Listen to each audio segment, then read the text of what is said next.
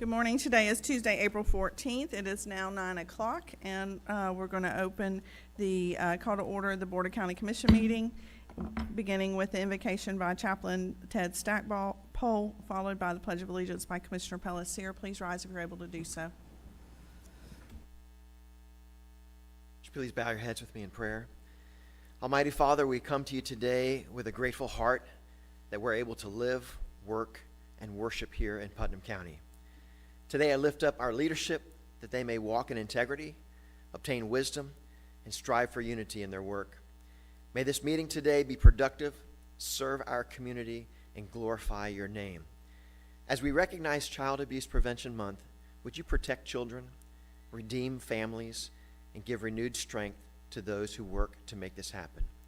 Almighty Father, it is in your Son's name that I ask for this. In Jesus' name, amen.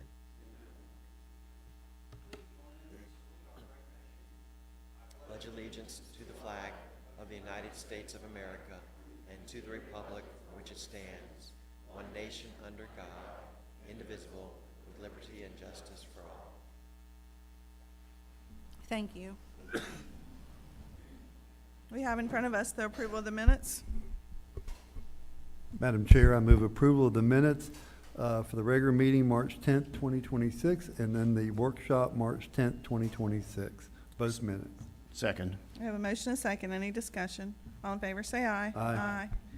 All right, motion carries. We will recess the BOCC and convene the Port Authority meeting, beginning with the approval of the minutes. Madam Chair, I move approval of the Board of County Commission regular meeting March 10th, 2026 of Port Authority. Port Authority, thank you. Second. And we have a second. Any further discussion? All in favor say aye. Aye. Aye. All right. Is there any public comment? All right, seeing none, we'll go into a lease agreement for DBI Civil, or DB Civil, apology. Yes, staff received a proposal from DV Civil. They're looking for an area within Putnam County that they can use about 10 acres just for laydown materials. As you know, they've done numerous projects for us within and around our county. This is a similar spot as to where they used a laydown area when we did the drainage project on St. John's Avenue. So they just, that was a convenient location for them, and they're seeking some allowance to use it as they work on projects. Okay. Commissioner Harvey, you're recognized. Thank you, Madam Chair. Staff, I got a question for you. Based on, do we put our lease agreement out for bid on this, or is it just something we can do, I don't know the word I'm looking for, but proprietary? So this is a port item, which follows a little bit different standards. However, traditionally, anytime a proposal is brought to us, staff brings it to the board for consideration. And the board can give staff direction as to how they want to handle it. The other question I have, that area out in Francis along 309C and going on the east side of Francis Baptist Church, and also right there on Springside Cutoff, and St. John's took a beating from some of those trucks that were coming down Springside, coming up Springside. Mr. Stout actually had to go out there and get those companies to put some millings down on the intersections because they were just tearing it up really bad. That's kind of a concern of mine if we're going to do the business park, how much tearing up we're going to do and who's going to be responsible for that, because I mean, it is a nice area and we do use that park, but there's got to be some responsibility taken when they could use the whole road. They don't want to. They just make a tighter turn by not using some of the road, and it shows out there. And then they were even running over the barriers that were put up. So just a concern of mine. Thank you, Madam Chair. Thank you. That was two different companies. That company that did that was particular to the school districts. I actually followed them all the way through through that area, watched them cut the curve, and then watched them go to the school to dump their load of dirt. So that's whenever we called the company directly and got them to work on it. But they're supposed to, as part of the school district's responsibility with their contractor, that contractor's supposed to fix that road. But I do see your concern that if you're having more and more trucks, regardless of the company, that there would be some level of responsibility. I think staff's just looking for direction. Commissioner Alexander, you're recognized. Yes, ma'am. I have a couple questions on this one myself. So any of the Port Authority properties, we do not have to put those out for bid when we go to lease them? Correct. So the requirement to put out leases and sales for bid is an obligation for the county, not for the port. So the port is a separate legal entity, has a little bit more flexibility. Okay, that's good to know. Good to know. Okay, and the, got another question, section 4.01-1 or .01, parties' respective obligations. It says at the tenant's expense, tenant shall contract for and pay all costs associated with any and all telecommunication utilities, including security system, if any used or consumed on the premises. After that, it says landlord shall be responsible to provide all necessary and appropriate television, voice, mail, internet, Wi-Fi, electricity, gas, water, sewer, and solid waste removal. So are we paying for their electricity, their gas, their water, their garbage, and sewage? This is just vacant land, so there will be none of that as far as I'm aware. We certainly can look at that clause if it needs to be revised or if the board would like it revised. Yeah, I don't want us paying for their garbage, and I don't want us paying for their sewage if that ever, if they change anything. Sure, they don't have any structure out there, so there's no sewage for sure. Sure. But if garbage is a concern, we can certainly make a revision to that with your permission Yes, or yes. direction. And secondly, we have a local contractor, Copper Roads, that is just down the road from them, who is leasing 5 acres from us for $1,250. And I just want it fair and equitable. I question why we're leasing 10 acres to an out-of-county contractor for $800 a month. Sure. Again, this was the proposal brought to staff. Staff brings it to you guys. Okay. If you want staff to go back with a different price or cost or negotiation, we certainly can. Keeping in mind those two businesses do have a different principal operation at each premise. Sure, but if we're leasing vacant land to an out-of-county contractor, I should think it should be at a minimum fair and equitable to a local contractor, acreage and dollar-wise, because right now we're at $80 an acre for 10 acres, and I think that is more than a fair price, and it's less than our local contractor is paying, so I would like to see at least the same amount charged. Commissioner, With board direction, staff isn't really authorized to negotiate. Sure, So we sure. bring you a proposal, you guys tell us what you want, we'll go back and negotiate and tell you where we get. Right, and again, I don't want to, and they may be different disciplines, but I know DB Civil, I think they do some paving as well for us, and I don't want them to have a competitive advantage over a local contractor when it comes to their laydown yard. We have to protect our own. Commissioner Alexander, I had a couple things. I know I've got some other commissioners who want to speak. So what was it you were reading? Out of the lease. It's like page 155. Oh, okay. All right. Okay, thank you. I just didn't have that in front of me. And then second, the acreage out at the business park is not cleared land. It is not 10 acres that's completely usable. There's a lot of trees, there's a pond on it, it's not the same type of land of what the other one used. So I think if we're gonna have that discussion, we need to, and I don't disagree with you as far as dollars, but I think the usable acres, yes, there's 10 acres there, but he's not going in and cutting down the trees and then going to be able to use the land. He doesn't have 10 acres of cleared property to I understand, use but we're charging $1,250 for 5 acres, which is half of of that. cleared land. Correct. So So how do we much even have cleared 5 land? acres of cleared land here? I mean, that's the question that we have. Correct. Yeah, okay. Commissioner Pelletier, you're recognized. Button, thank Yes, you. thank you. I agree with Commissioner Alexander. Like and like alike. If it's the same, it should be rented for the same if it's county property, if the property is the same type, cleared or uncleared property, whatever that use may be. And back to Commissioner Harvey's comments about the road and the travel. I had several calls about that, and I contacted Mr. Stout at Public Works, and he contacted the contractor with the school board that's doing that work, and they will put that road back in its original condition when they are done.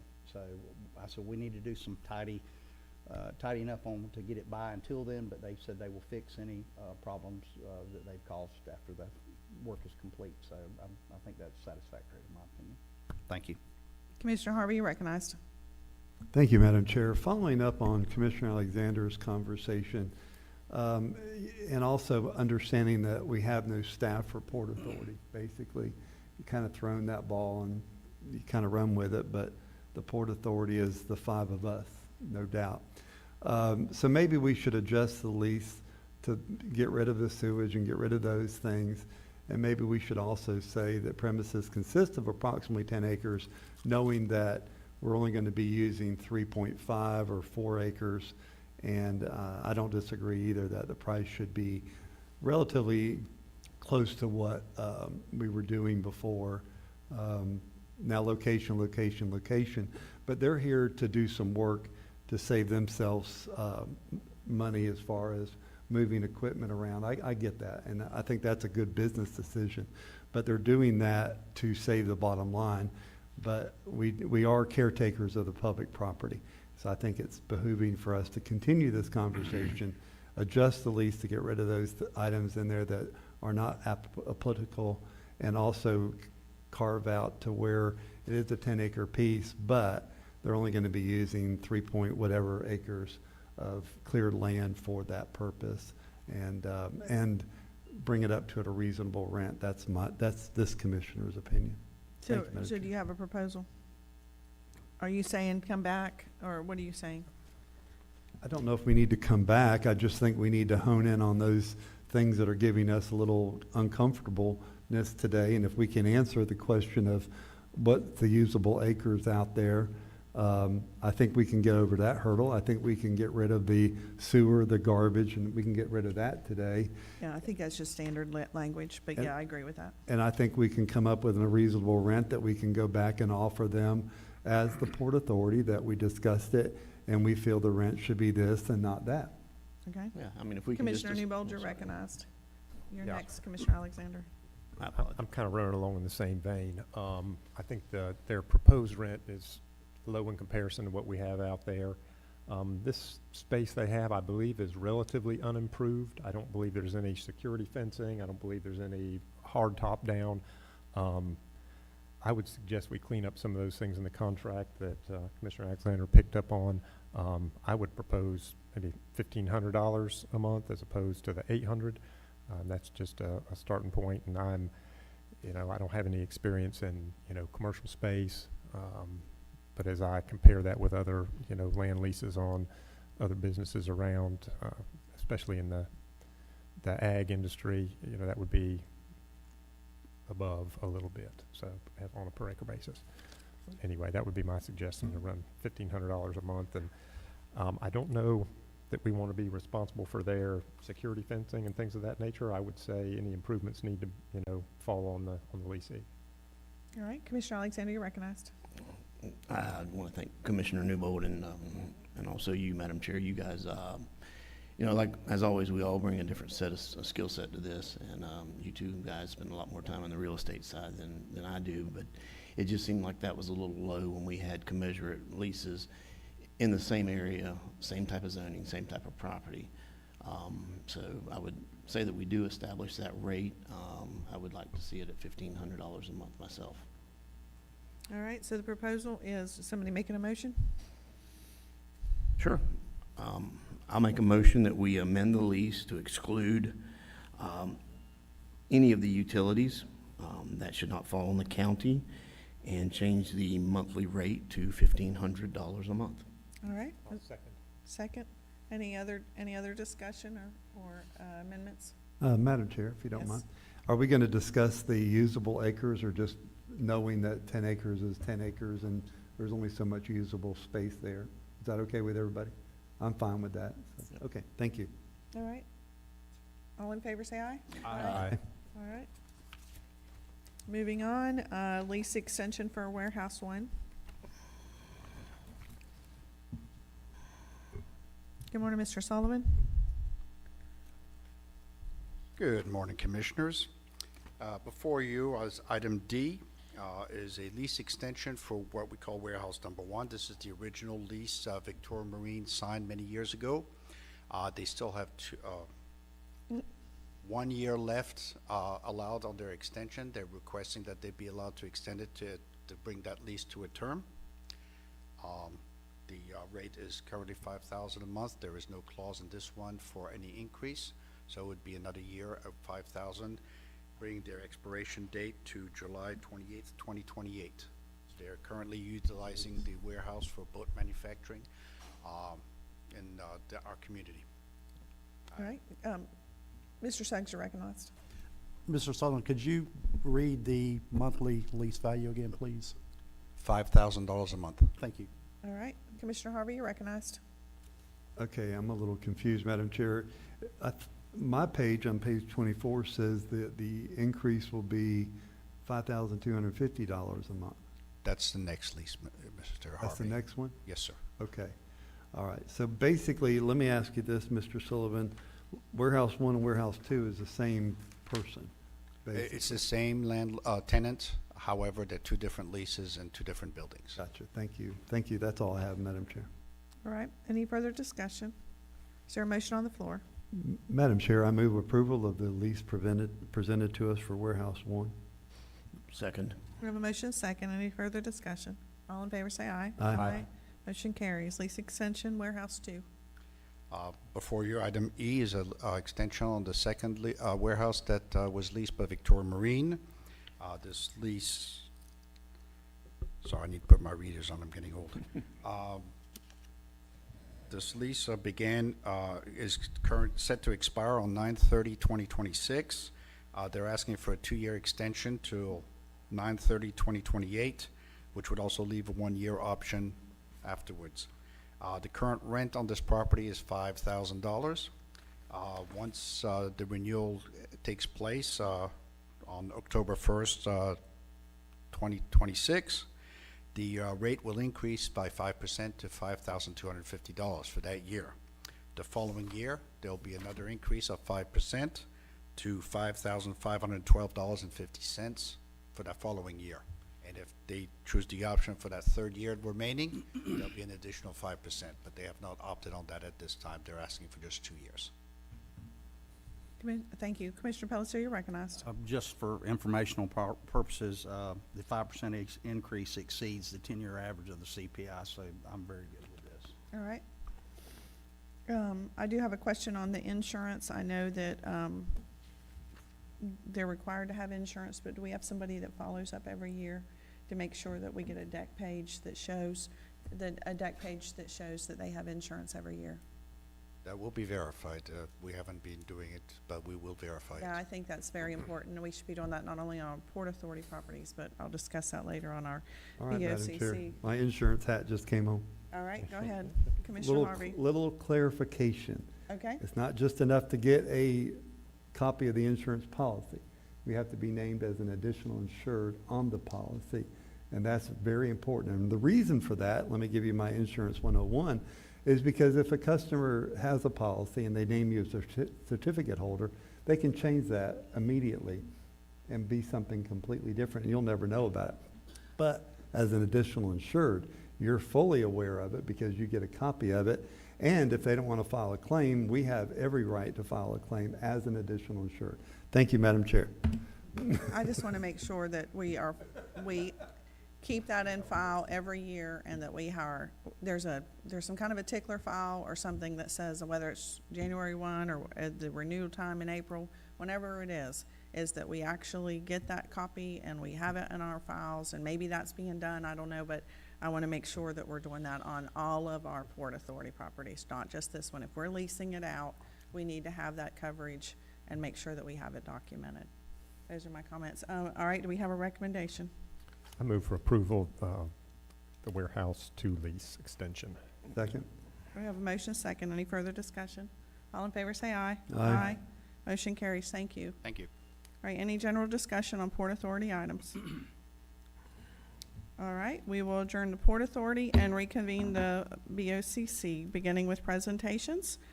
Commissioner Harvey, you're recognized to read the proclamation for the St. Johns River Water Management District Water Conservation Month And while you're going to the podium, I want to recognize Sheriff Gator DeLoach in the audience, and also Miss Gina with Congressman Fine's office. I saw her somewhere. There she is. Thank you. Thank you for being here today.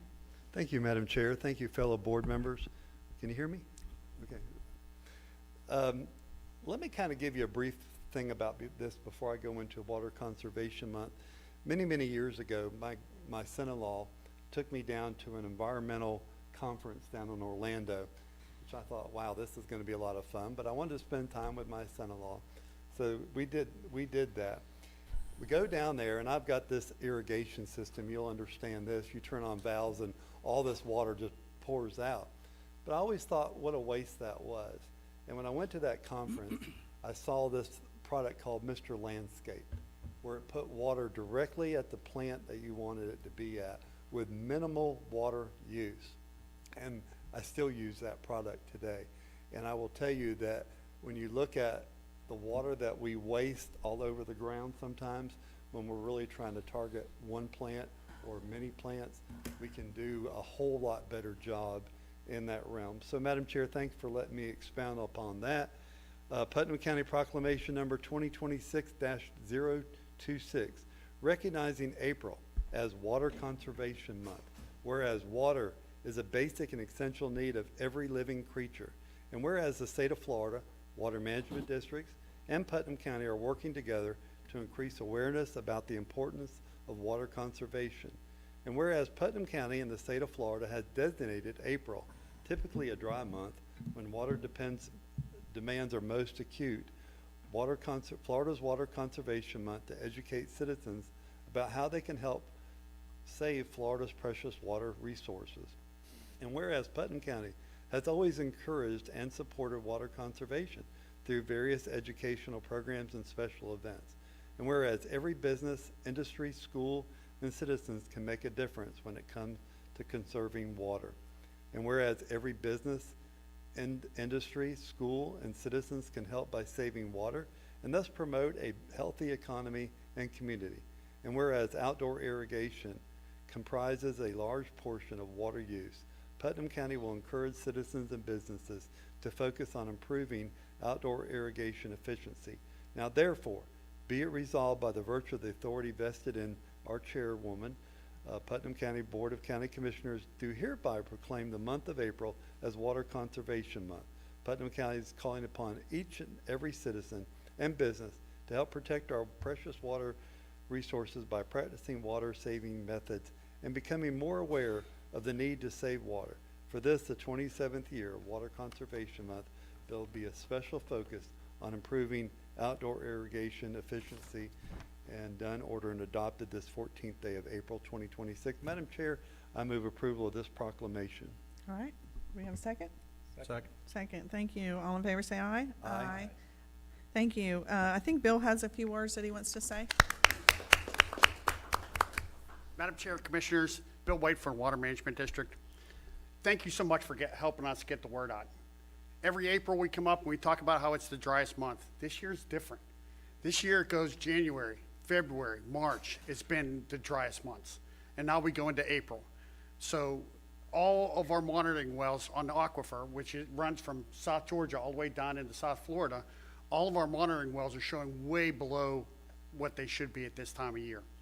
So that's what brought our board, the Water Management Board, to come out and say, hey, we need to start taking action on this. We needed to put out the word that we're in a water shortage advisory. And that sounds kind of scary. Oh my God, we're gonna run out of water.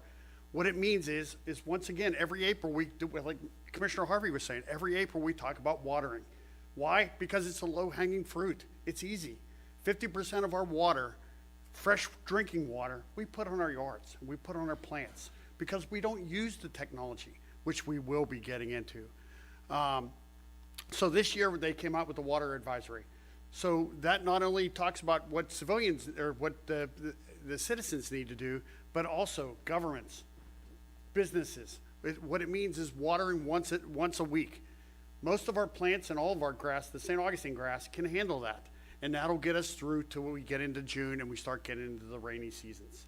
So once again, Madam Chair, thank you so much for helping us spread the word.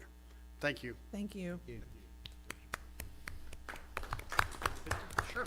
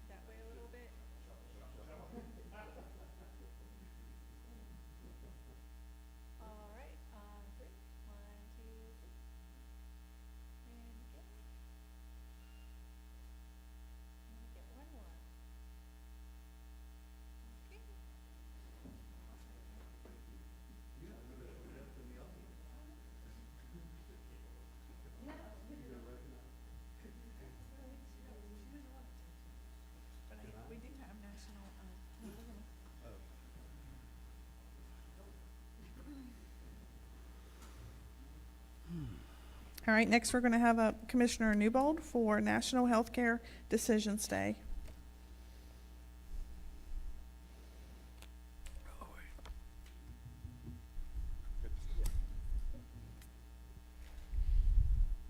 All right, thank you. We have proclamation number 2026-027, National Healthcare Decisions Month.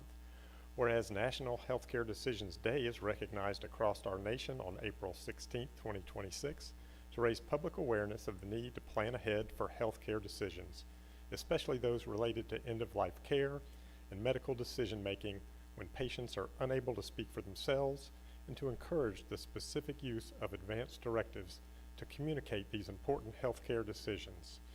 And whereas many Putnam County, Florida residents have not yet prepared for healthcare decisions in times of crisis or at end of life, nor had important conversations with their families and their healthcare providers and documented those decisions. And whereas it is likely a significant reason for these low percentages is that there's both a lack of awareness and an uncertainty in the public about advanced directives. And whereas one of the goals of the Healthcare Decisions Day is to raise awareness and provide clear and consistent information to the public about advanced directives, as well as to encourage medical professionals and lawyers to volunteer their time and efforts to improve public knowledge and increase the number of citizens with advanced directives. And whereas Haven Hospice endorses this event and is committed to educating the public during the month of April to stress the importance of discussing healthcare choices and executing advanced directives to make their wishes known. Now, therefore, be it proclaimed by the Putnam County Board of County Commissioners that they hereby proclaim April 2026 as National Healthcare Decisions Month and encourage all citizens to increase their understanding and awareness of care at the end of life, and to observe this month with the appropriate activities and programs. Done, ordered, and adopted this 14th day of April 2026. I would move that we accept this proposal. Second. All right, we have a motion and a second. All in favor say aye. Aye. Thank you. Ms. Crystal, did you want to say some things? Thank you. Thank you all for allowing us to come and receive this proclamation today. Don't have a lot, but I do have an announcement, kind of share with you guys. We are having an event on Thursday at our office on St. John's Avenue, which is the 16th, happens to be National Healthcare Decisions Day, where we are going to be hosting a gentleman from Douglas Law Firm as well as Johnson Overture Funeral Home, and we are going to be open to the public to discuss those advanced care plans. So, just come, it's on social media, so share, please share. It's open, it's free, it's from 4 to 6. So if you do not have an advance directive in place, or you don't have a living will, or haven't, had any of those discussions, or someone that has not, please send them our way. We would love to be able to just share the information with them. It's important that we educate in our business. We get a lot of individuals who haven't had those conversations, who haven't, had those discussions, and those become very difficult on the family. So we want to try to avoid that and get the word out, and have, as many people as possible make those preparations. So this Thursday, the 16th, from 4 to 6, over at our office on St. John's Avenue. Thank you. Thank you. Appreciate you. Thank you. All right. Oh, I'm going to take a photo. We would take a picture.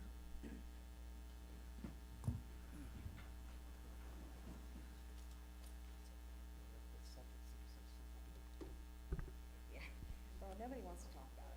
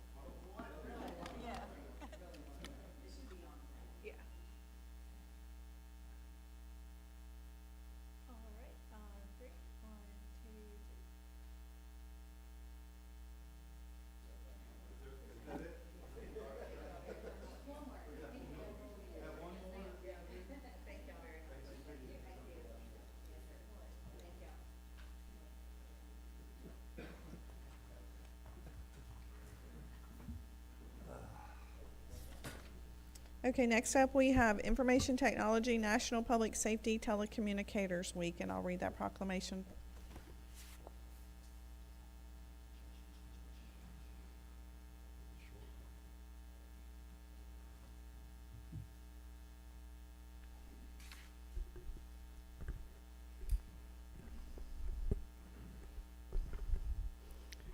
Good morning. Putnam County Proclamation Number 2026-028, National Public Safety Telecommunicators Week. Whereas public safety telecommunicators of the Putnam County Sheriff's Office play a vital role in the protection of human life and property in our community. And whereas public safety telecommunicators are the first critical contact our citizens have with emergency services. These dedicated men and women are first responders serving our community. And whereas public safety telecommunicators are the single vital link for our police officers, deputy sheriffs, firefighters, paramedics, and EMTs by monitoring their activities by radio, providing them information, and ensuring their safety.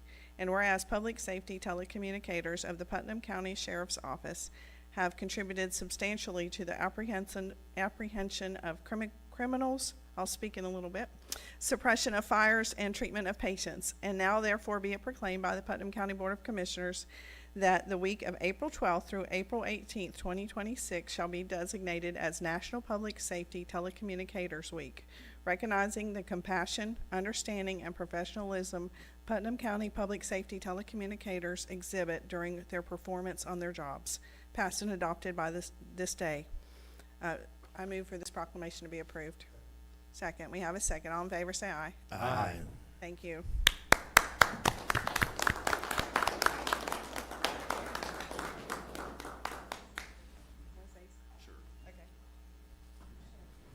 Thank you, Madam Chair and members of the commission. These individuals who work in our communications center are truly the unsung heroes of the Sheriff's Office. We often think of ourselves as patrol deputies as the backbone of the Sheriff's Office, but I can assure you that these individuals who work in our dispatch center are the brains of the operation.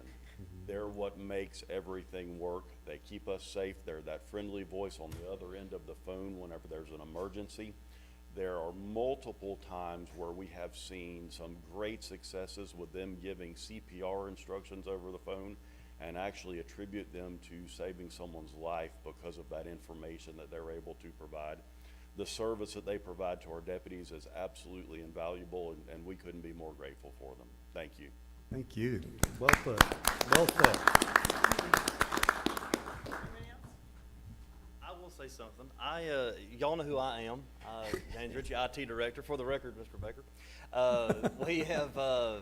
I also serve as the 911 coordinator for Putnam County, and there's a lot to that role. But I wrote this, and I would like to read it. It says, during Telecommunicator, and Sheriff, you did a phenomenal job, and I'm going to say a lot of what you just said, but during Telecommunicators Week, we recognize a group of professionals who are often unseen but never absent, and that is our 911 dispatchers. They are the first responder. Before a siren is ever heard, before a unit is ever on scene, it is their voice that brings order to chaos. They answer the call on someone's worst day, gather critical information, provide life-saving instructions, and ensure to help gets where it needs to go quickly and safely. Their calm under pressure, their professionalism, and their dedication saves lives every single day. And on behalf of the county, and as the 911 coordinator, I want to say thank you to all of them that they're not here today because they are in the back room and they're working for us, for you, for the public. I want to say thank you for the incredible work that you do and the difference that you make in our community. Seen or not seen, these are some incredible human beings that sit behind the desk every day and night. And I really mean that. So I do thank you so much. I'm going to take a point of privilege and introduce my granddaughter. This is Haley, and she didn't want me to say anything, but she's one of the newer dispatchers, and she's gone through her training, and I think she graduated. Is that the right term? Anyway, this is her new career, and I'm super proud of her. Yeah. Awesome. Outstanding. I think I wrote her a letter of recommendation.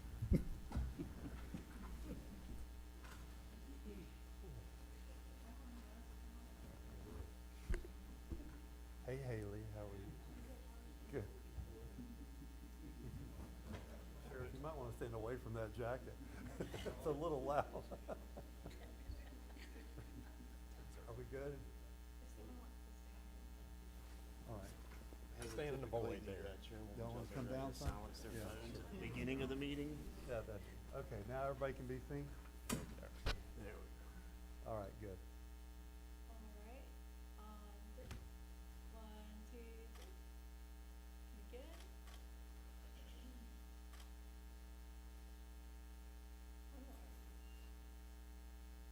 Is this really the one more?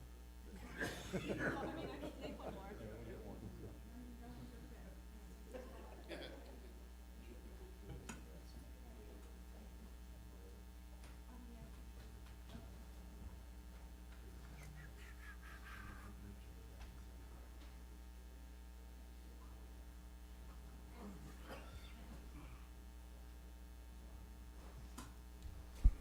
Haley just got off of a 10-hour shift, 12-hour shift, whatever they are, 12. Next up, we have a presentation by UF IFAS for Putnam County Extension presentation, Master Gardener, appreciation and update. Hello, team. Good morning, everyone. It's great to be here today. And for those of you who do not know me, I'm the horticulture. My name is Julio Perez. I'm the horticulture agent for the UF IFAS cooperative extension for Putnam County. My duty is to educate people about everything from landscape to pest and plants. But one of our most important things we do is to educate people about Florida-friendly landscaping and all the things that go around that, including water conservation and fertilizer usage and pesticide usage. Well, I can't do that without my volunteers that I coordinate with, and this week we have our upcoming fundraiser, and I have Miss April Griffin, who's going to talk a little bit more about that. Thank you for having us this morning. I appreciate it. And this is the most exciting week in the whole year because it's plant sale week. Oh, Just okay. saying. But before I get to that, I wanted to thank you for your continued support of the extension and of the Master Gardener program. There have been several counties this year I've been noticing that have been discussing whether they want to keep the support of their extensions, and your support is so vital and appreciated, so thank you very much. Another office update is we just got new flooring, so thank you for that.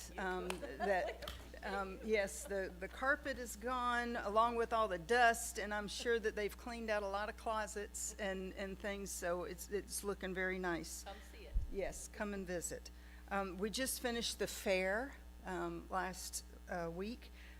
Our exhibit was on Victory Gardens and how people can start their own gardens at home with earth boxes, and we spoke to 642 people during the fair. We had 19 Master Gardener volunteers. There's only 22 of us, so that was the largest percentage was there, and we donated 135 hours just to the fair itself. Wow. So thank you for that. To date, we have volunteered 734 hours. We have driven over 5,500 miles. This is a ginormous county. And we have done, to date, 30 soil tests, which is 15 more than the whole of last year. So we're really trying to work hard for the county and its citizens. We have 2 projects that we're currently working on. The first is a community demonstration gardening at the historic waterworks. We just finished that plot and it's open and the tomatoes look lovely. And we're also starting a project with SMA Healthcare for their residential facility. We're going to be doing vegetable gardens and a butterfly garden for the residents to learn how to propagate and how to take care of vegetation and plants. And the biggest thing we have going on is our plant sale that is this Saturday. I only have one flyer, so you're going to have to share. Or maybe you could put it somewhere. We're going to put it on the website. Okay, that'd be great. And it's 9 to 1 at the fairgrounds. And this year we're in a bigger hall. We're in one of the bigger exhibit, what do you call them? Pavilions. planning on lots of Florida-friendly and native plants, again, to your point, for water conservation. And we have a lot of things that we're going to be sharing with people that come to our plant sale as far as educational things for gardens and for themselves. And if you know anybody that has a like and a love for volunteering, we are always looking for more. The class, if we have enough to have a class this year, will start in August. And there's a lot of information about that. You can contact Julio also. And we have Wendy Mussolini here, who is extension, I'm sorry? They don't know me. Well, I just thought, you know, she's standing here, I should introduce her. Yeah. So, You're doing great. thank you for your time, and I hope to see you Saturday. Thank you. And thank you for your volunteerism. I mean, the hours and the time that you guys put into that, I mean, you could be doing anything, but the fact that you care enough about your community and your county to volunteer and put in those hours, and to have 22 volunteers, that tells you what an amazing team you've got. So thank you. Commissioner Harvey, you're recognized. What kind of plants are you going to be selling Saturday, so we can put that out for those who are watching right now? We have citrus, blueberries. We have a lot of Florida-friendly and native plants. Most of the plants have been grown by our master gardener volunteers. I have agapanthus and walking iris and beauty berries, so a lot of ornamentals. And we do have some vegetables and starts for people too. Good. Very good. Commissioner Alexander, you're recognized. Quick question before you go. Ironically enough, we're here today. I just got a text from my wife, which I probably shouldn't have opened, but she sent me pictures of palm trees that she wants around our pool. Would you happen to have any palm trees? I do not believe that. I'll let I have some. We don't have palm trees. You tend to have a bigger, Yeah.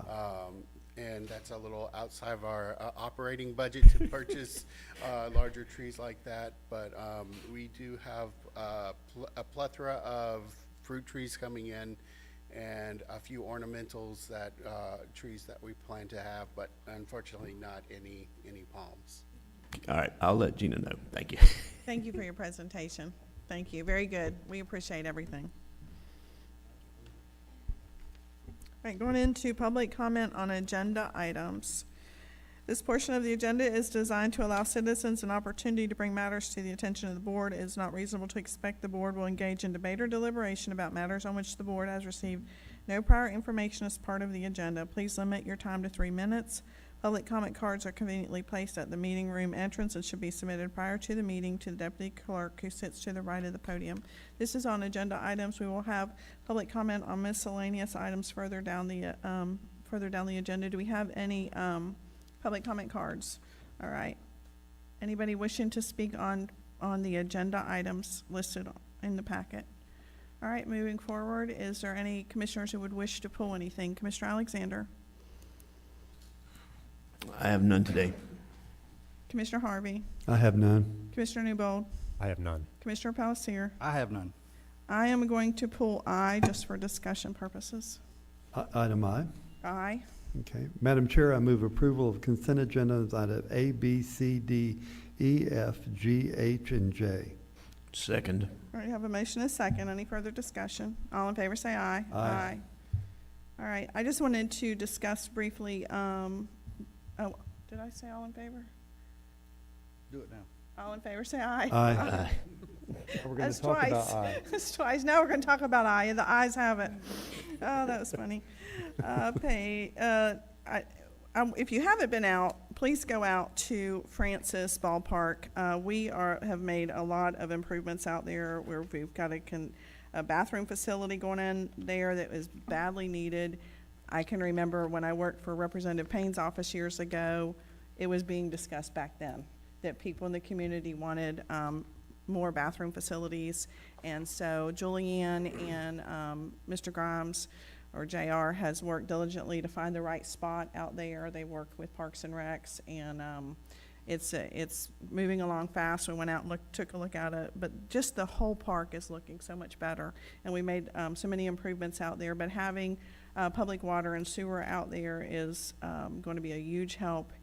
We did have this additional expense that we didn't really, we didn't really have it in the budget, so that's why it's in front of us today. No, the sewer is budgeted. Pardon Yeah, me? the sewer part is budgeted. Oh, the sewer was budgeted, Yep, this is right. just an award for the board because it exceeds what we can award on our end. Okay, gotcha. But anyway, I just wanted to say, go out and look at it. It's a great project. Commissioner Harvey, you recognized. Thank you, Madam Chair. I just want to say to this board and the previous board, we have sunk a lot of money into parks and recreation for this county, throughout the county all. And as the lady said, it's a big county. Gone are the days when you would go to a ball field, play one ball game, leave. These people camp out. The families are there. They got 2 or 3 children. Different fields are going on at one time. So to have the right facilities there, it's an important thing. And it makes us look good because we have teams that come from all over. And for them, I don't want them to ever see that as a stumbling block to Putnam County as far as facilities go. So I think we've done the right thing, and we're going to continue to do the right thing for the right reason. And this is just part of that. So thank you, Madam Chair. And I want to remind people too that there's a dog park out there. People don't think we have a dog park, but we have a great area out there for a dog park. Commissioner Alexander, you're recognized. Yes, ma'am. I don't want to be negative, but we as a commission and we as a community have spent many dollars, and we take a lot of pride in our recreational facilities. But I'm very disappointed in a small group of vandals who have damaged our brand-new pickleball courts in East Palatka that we just had constructed, and we didn't even get an opportunity to hold an official opening for our community before they made them unplayable. And as I understand, there's been vandalism at Francis and elsewhere. We take great pride in our community, and I would ask that our community, if you see something, say something. Protect our investment and your investment. Because if it was important enough for us to make the investment, that means that the community has felt it was important enough. So please help us take care of our community. Thank you for bringing that up. And if we can have a discussion too with the sheriff's office, I know that the sheriff's already left, but just as a reminder to ask them when they can to patrol those areas a little bit better. We have, and we've also spoke to Jennifer, who's the ag deputy who kind of covers those special things. As recently as yesterday, we had somebody spin out on the basketball courts at Francis while we were there for a construction meeting. So we are constantly patrolling them as much as possible. So is the sheriff's office. They're well aware to ride through our parks, be at our parks, and that we are willing to take action. We as of last night, we trespassed 2 people from South Putnam. So we are taking the action. Unfortunately, as Commissioner Alexander says, we can't be everywhere at one time. So if the community is there and they see something happening that isn't a positive impact in the park, then please do report it. Yep. And if you report it to the sheriff's office, you are also welcome to call the county and report it as well. Commissioner Newbold, you're recognized. Well, thank you for pulling this. Just, for informational sake, it's good to kind of have Parks and Rec, spoken about publicly. We often overlook it. These upgrades are more than just quality of life convenience upgrades. We've seen them across the county. We've got momentum in that space, and I hope we will carry it forward. But these are economic drivers. When people will come and, when you have these amenities, we're able to bring those out-of-town folk in and do those big programs that are multi-day with just hundreds and hundreds of people. So, it's kind of changing us in a really positive way. So thanks for pulling that out. Thank you. Commissioner Palatka, you're recognized. I'm just going to pile on a little more with Commissioner Alexander and Harvey here. Commissioner Alexander first, I'm very disgusted that someone would go out and do things like that. And basically they're tearing up their tax dollars and mine. And like I say, if you see something, say something, call the sheriff's office and make them aware of it, and let's see if we can catch these people and give them a different outlook on it.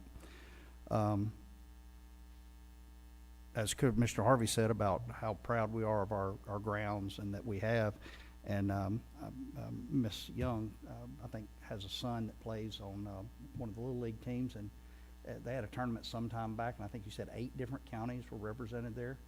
A lot of those people are spending the night you know, they're staying in our hotels, eating in our restaurants, and that's good stuff. I mean, you can't beat that.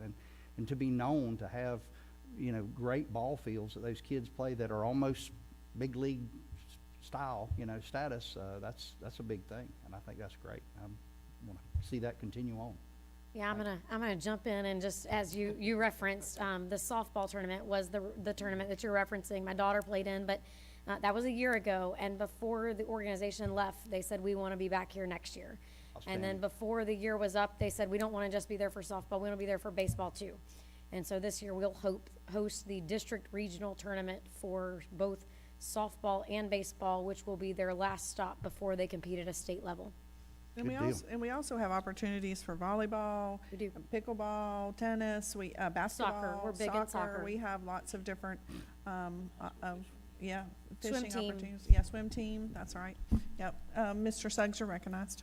Thank you, Madam Chair. Those are the reasons why the dollars that you five have given us the authority to expend to fix our parks is why those folks are coming back here.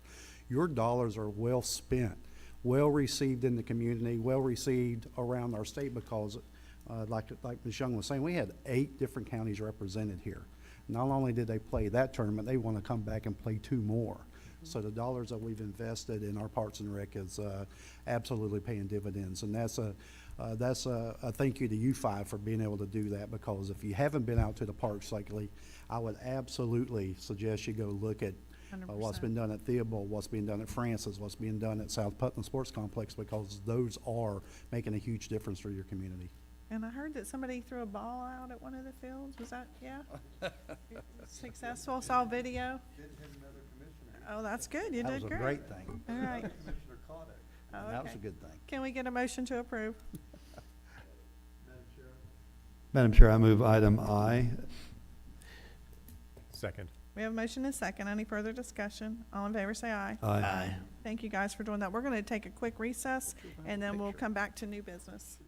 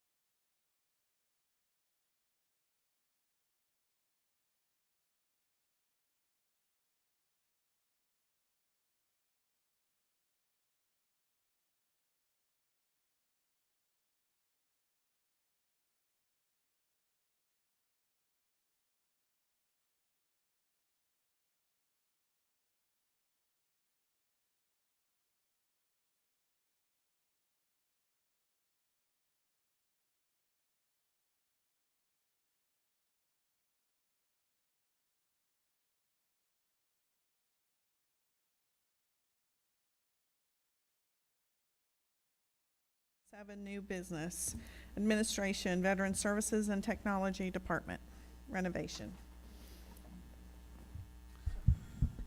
Good morning, Madam Chair and Commissioners.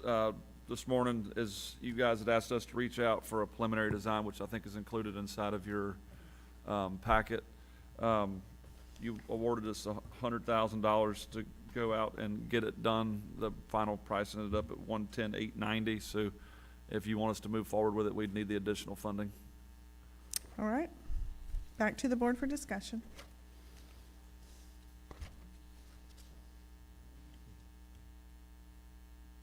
Madam Chair. Yes. So in reading this, we get a $1.2 million project, $110,000 on top of that for architectural engineering. I'm just going to ask the question, wouldn't it be better just to build a different building? And I hate to say it that way, even though we have all these buildings and the taxpayers would not understand that, but trying to retrofit an old building versus getting a new one. What was the price on the new buildings that for the landfill and the new buildings for the fire departments that we just recently did? Well, the fire first- department was I'm sorry, Go ahead. 1.8 million? That's correct. Yep. So I think one thing we got to put in comparison is size, right? So I think that's the first hurdle we got to get across. The building at the landfill was, I think I had to get exact numbers from Mr. Tilton, somewhere around 400,000, 400 and some change. But it's around 3,500 square feet. Animal services, administrative office, adoption facility out there is somewhere in the 4,000 square foot range, costing the range of $400 and some thousand to build. You know, I think there's a lot of differences in construction type and kind here that we have to cross. I mean, starting new does make some sense. Doing rehab makes other sense. Kind of depending on where you guys want to go. If we do figure out, either way, we have to design it and have a buildable set of plans that's got to be engineered. So we're going to have those expenses either way we go. I'm not saying it'd be any cheaper. To do the fire station design was somewhere right around $200,000 to do the fire station design. The time you did site civil work on that, you're still at $2.5 million. Somewhere 2.2, because the time you put the construction cost was 1.8, design was 200,000, so that's 2 million. And then you got, and we did all the in-house stuff, so we got probably, you know, another 225, 230, $50,000 in civil work. So you're all in there at 2.250, 2.3, and that building is looked last week just shy of 7,000 square feet. So I don't not have a calculator in front of me, but look at the square footages. But a lot of a fire station, you got to remember, is an open bay space. It's Right. not, it doesn't have walls and electrical and data and some of the mechanical HVAC that would make that space cost more if it was closed in and done that way. So I mean, there is some comparable differences. I think, in my opinion, I think 1.2 million's light. If that's the estimated cost, would surprise me if it came in at 1.2 million. I think it's going to be a little bit higher than that with the scope over there, because we still got to do mechanical and all that kind of stuff inside that building that's not currently there. So just like I said, this is coming before you guys because as much as we wanted to do it at 100, it just didn't end up there. Okay. Well, Madam Chair, the reason I kind of said that, after our last meeting, I talked to Mr. Grimes, and I kind of brought it up during the meeting about some of these buildings, and once we start retrofitting them, then we have to put sprinkler systems, and it's going to be quite onerous on us to do all that. And maybe it's time to have the real conversation about what buildings do we really want, which ones do we knock down, which ones do we cut the block and close it in, and then start over. And that's where I'm at right now. And keep them on the complex. I think we have plenty of parking for that reason. But I remember as a young boy, there was a building out here on the corner of Westover and Crill Avenue out there. It was a sales place, electronic sales building, concrete building. There was a hamburger stand out there, the bank building that we still see sitting there vacant that's could be or could not be any good. You know, I think we probably just need to start looking at what's really our appetite and what can we really afford to do.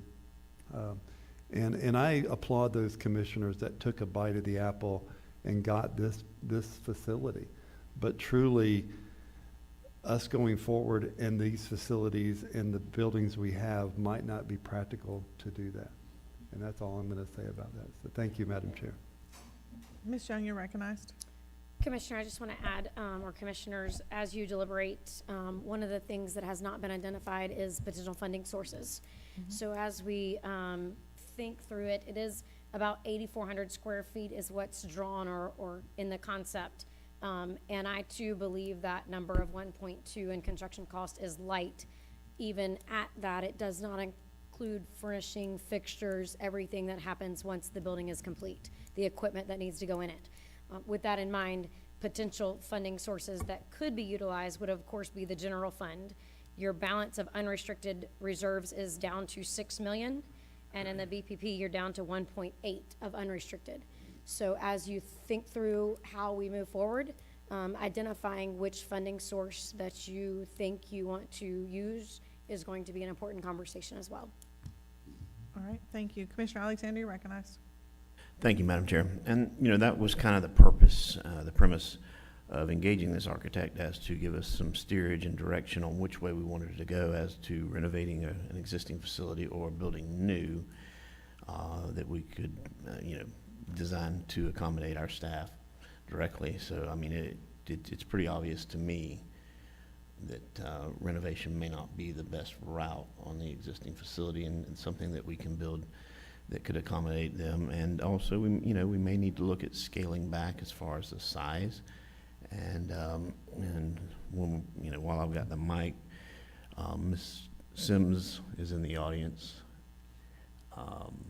Hate to put you on the spot, but do you think there might be some assistance that we could look for from a federal level? That's what we had talked about. Okay, good deal. So, and that gives us the opportunity to look at these two projects individually and not just as one project. So it was potentially we could do one at a time as the funding presented itself and became available. But I don't want to continue to kick the can down the road and not accomplish what we need for these two entities, because we've established the fact that they are both vital to our operation and to our community and our citizens. So those are my comments on it, Madam Chair. Commissioner Palatka, you're recognized. I too feel like that we need to explore all the avenues to funding that we can possibly lay our hands on. Hopefully, Congressman Fine's office could be of some assistance. But again, as you said, Commissioner Alexander, we can't kick the can down the road. We've got to find somewhere here to jump on and go with it. But we, you know, we're not in a breakneck hurry, but we certainly want to move forward and make some progress here. But we need to explore all our avenues that we possibly can find some funding. So I think that's all I have to say about that right now. Thank you. Okay. So I'll make a couple of comments. I know Commissioner Alexander, you made the comment basically that maybe a new building would be cost effective, but we don't know that. I mean, that's where I'm at, is I'm struggling with, and then I am struggling with a vision of, you got all this space and then you don't. And then we've talked about that before at the dais about you've got all this space and then you put a new building in. I don't know how a citizen would understand that at all. I mean, I just struggle with that personally. And then I go to, okay, if we're not going to use the building, then what the heck are we going to do with it? So there's that part. So we're just going to leave it vacant for the next 30 years. And I know one thing. I know that if it costs so much today, I can assure you next year it's going to cost more, and the year after that it's going to cost more, and the year after that it's even 3 times higher than it is today. So that's where I get with when I start thinking about numbers. We have established at this board, and we all did agree that this is that both of these departments need a lot of help. And so I'm glad that we got to that consensus. As we go into our budget year, we're going to have some serious discussions as in our new budget year. We went down this road to see what our engineering would cost and what it would cost to potentially renovate these buildings. But we did not have it in our budget, so we're going into a budget year, and, you know, maybe that's the discussion we have during our budget time to say, is this something we want to put in our capital plan or not? But I do think that we should explore every opportunity for funding. My concern with is, at the federal level, it usually takes a year and a half. I mean, it takes, Gina's, what's our federal, timeline? You're looking at a year and a half, 2 years? Yeah, so that's another concern, because then again, you're asking for 1.2 this year, and then by the time it comes up at the federal level, now it's a $2 million expense. Yep. And so, or whatever it is, and I that's what agree. my concern is, and then we're still short. Yep. And, so I guess my question would be, is there like a community development grant or any other kind of grants that we could explore that would, especially like the one, I know that we asked for the Veteran Services, particularly with the Congressman Fine's office, but is there any other type of grants that we can explore and see if there's funding opportunities? That's what I'd like to see. I don't know if what your thoughts are on that, Mr. Suggs. We can absolutely look and see what might be available to us out there on any type of grant level, whether it be a state, federal, or maybe communities, development block grants or whatever we have out there. I will say that when we go to DC next week, that, you know, staff put in for 5 appropriations at the federal level, and this was one of them. Was for the Veteran Services Facility. So I would suggest that when we're out there, we absolutely have that conversation with Randy Fine, or Congressman Fine's office and the others, and see if we can't continue to get support. And if we get support and then pushes us down the road another year, it's another year, but at least we'll have some funding that might be able to help offset the cost for that. But it is one of the 5 that we put in for.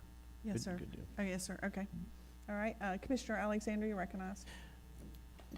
Yes, ma'am. All great points there. So, you know, it's a tough decision to make, but, you know, we just went through our appropriation session for this year with the state, and we haven't started discussing our appropriation ask for next year. So maybe this is something we put out there. I saw that a lot of the other districts were asking for higher dollar items, but hopefully we'll be successful. It looks like hopefully nothing will get vetoed that we asked for this year. I think we were pretty successful out there, and maybe this is something we should consider as an appropriation ask for next year. I don't disagree with that. Mr. Grimes, you're recognized. So what we have before us today is to do a design, right? Correct. Yep. Anytime we do any of these projects, we need to have something ready to go, because like I think you hit the nail on the head, what costs $10 today is going to cost $30 tomorrow. Yep. And I think a lot of these times when we get held up is we wait till we find a funding source, and then we go into the design phase. And then that takes a year. It takes 8 months, right, to get a full set of design plans. I think we'd be wise, make a decision, are we going to go ahead and look forward with the design, right? Today, we're only looking at the difference of the $10,000 from where you guys were comfortable in order to do the design of the building, right? And then we have a shovel-ready project. It may be easier to go to the state of Florida and go, hey, we have this shovel-ready project. We need to get it going. It's designed, it's engineered, it's ready. Only thing we need is some assistance. Sometimes that does make it a little easier. It also shows that we've got some buy-in, that we've paid Right. and had this thing done and ready to go, because when we went through the Army Corps, when they finally released the money, they go, do you have a shovel-ready project? We need to get started. And we're like, yeah. And that's how we ended up on doing that right down East River Road, because it was ready to go. And I think that's where we need to get I think we got a decision to make. Do we want to go ahead and design this building, or do you want me to go back out and say, hey, design us a new facility? Either way, you're spending a couple $1 million. I mean, truly. By the time, if you figure the square footage combined of both of the new facilities, you're $800,000-900,000 and exterior construction $1 million, somewhere in there, I'm sure. And then you're right back to square one where you already have this facility. Sometimes I do have a little bit of change of heart. It's a lot easier to do it underneath new construction, because you start everything brand new. But there's also a way to look at this as going, we do have this building, to the chair lady's point, is you know, go ahead and look at it. But I think we need to move forward with at least getting a design done you know, and having it ready to go to turn in, so when we can put it out on the street for bid, just as soon as we identify funding, whether it's through, you know, a budget item, because it would be done about the same time as budgets are done next year, so we could get that project moving forward. I don't want to have it waiting for design. That's what I'm trying to get to. I think those are very good points. Thank you. Commissioner Palacio, you're recognized.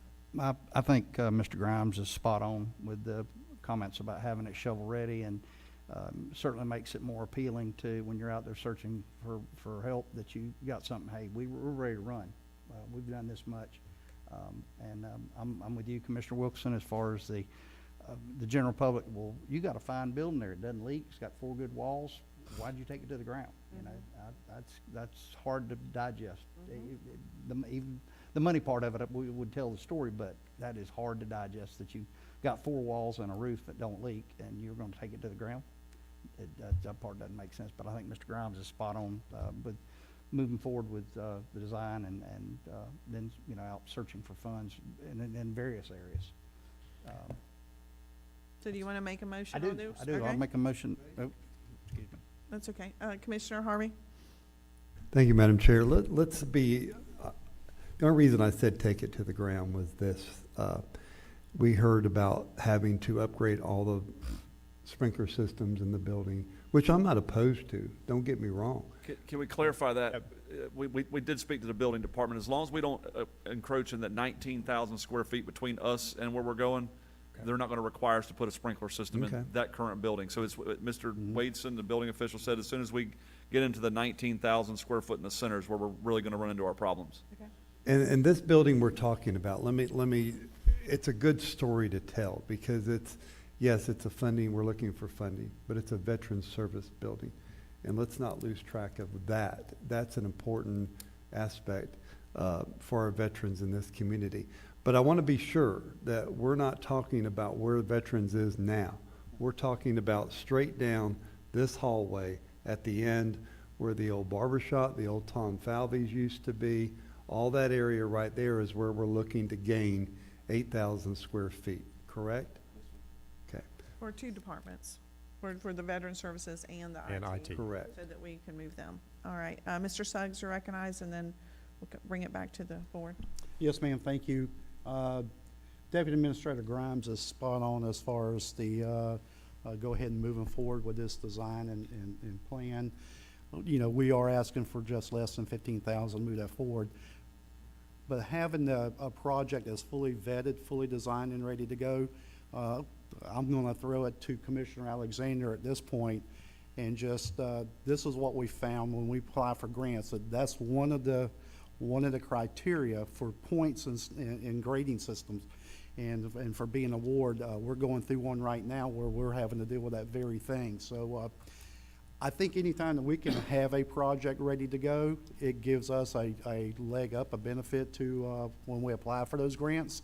So I would absolutely encourage the board to move forward this morning so we can get this one moving forward. So when we do apply for those grants, that we'll have those design plans ready to go. Madam Chair, I'd like to make a motion. I think Commissioner Palacier was making the motion. I was until I was cut off there. All right, go ahead. Mr. Harvey. Go ahead. I'd like a motion that we move forward with the design of the Veteran Services and Information Technology Department renovation and relocation. All right, we have a motion. Is there a second? I'll second that. Second. Madam Chair, for Yes. discussion, do we Yes. want to put a cap on that? Like, right now it's 110, 890. Do we want to say like 111 or something to that? Because there's always costs that come up. I think it was pretty, it's a hard cost, it's a hard it's a cost. It's a hard specific, cost okay. proposal. Okay, so $110,890. Yes, sir, that's That- that's what the motion is. All right, and any further discussion? All in favor, say aye. Aye. Motion carries. All right, moving on to the next item, the volunteer fire station. Good morning once again. I was approached by the Azalea City Cruisers, asked about a fire station that we took into the county. We really haven't used it since we brought it into the county. It was brought in, the volunteer fire department down there had dissolved, and they wanted to give the building to the county. You got a career engine just across the Duns Creek Bridge there at Satsuma, and one that responds out of Interlock, and we're not, I'm sorry, out of East Palatka. We're not currently using the building at this time, other than some just generalized storage. It was approached to us by the Azalea City Cruisers. They were looking for a place to house once a month meeting type things inside the place. They agreed to fix it back up, make it a nicer facility.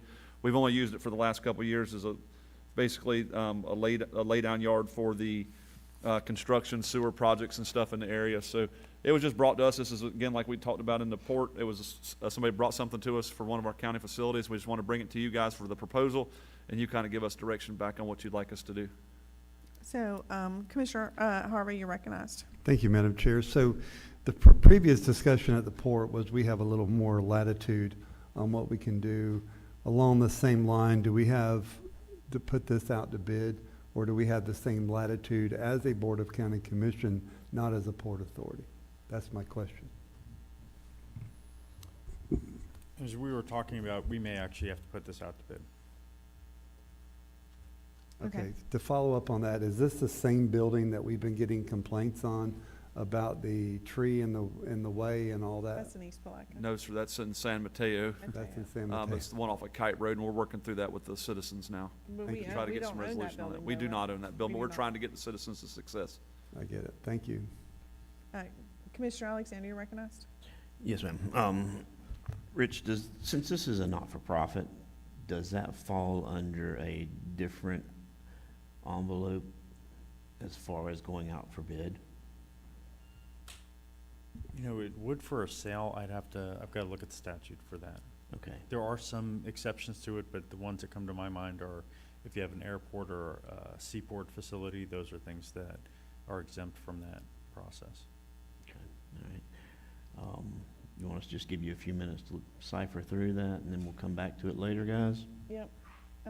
We can move forward with discussion. Commissioner Newbold, you're recognized. Thank you. Yeah, it would be nice to see this vacant space utilized in some way. It is interesting that a nonprofit, sees it as an opportunity. It's been a lay-down yard, which is nice to see some use out there because the building has been derelict. It's going to fill up with vagrants. It's going to have maintenance issues over time, and just helping a community organization that gives back to the community and would upkeep and maintain that building feels appropriate. Of course, we need to follow the letter of the law and make sure we're staying in our lane, but I'd be in favor of moving forward with it if the legalities work out. Commissioner Palatka, you're recognized. I too have no problem with that, Commissioner Newbold, but I do have the question. I'm gonna have to borrow Commissioner Harvey's insurance hat for a minute. What type of insurance is currently on the building, and would we require them to carry some sort of a liability, or how would that work? Or what's the? So our lease does include insurance requirements, but as far as what insurance is on the building, I think it's probably limited to what we're capped at with sovereign immunity and the protections that are provided to us as a county.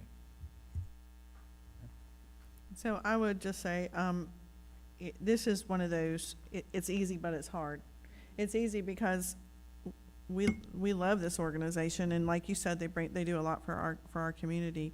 But then the hard part is how do you make it fair for everybody? But then right now the building's not being used at all. So it's like one of those, where do you get there? And then at the end of the day, I think even after you get through the repairs and cleanup, which would be significant for them, and I recognize that because the building's sitting there and not being used. But then at what point going forward, is it 2 years from now? Let's say we were able to work something out.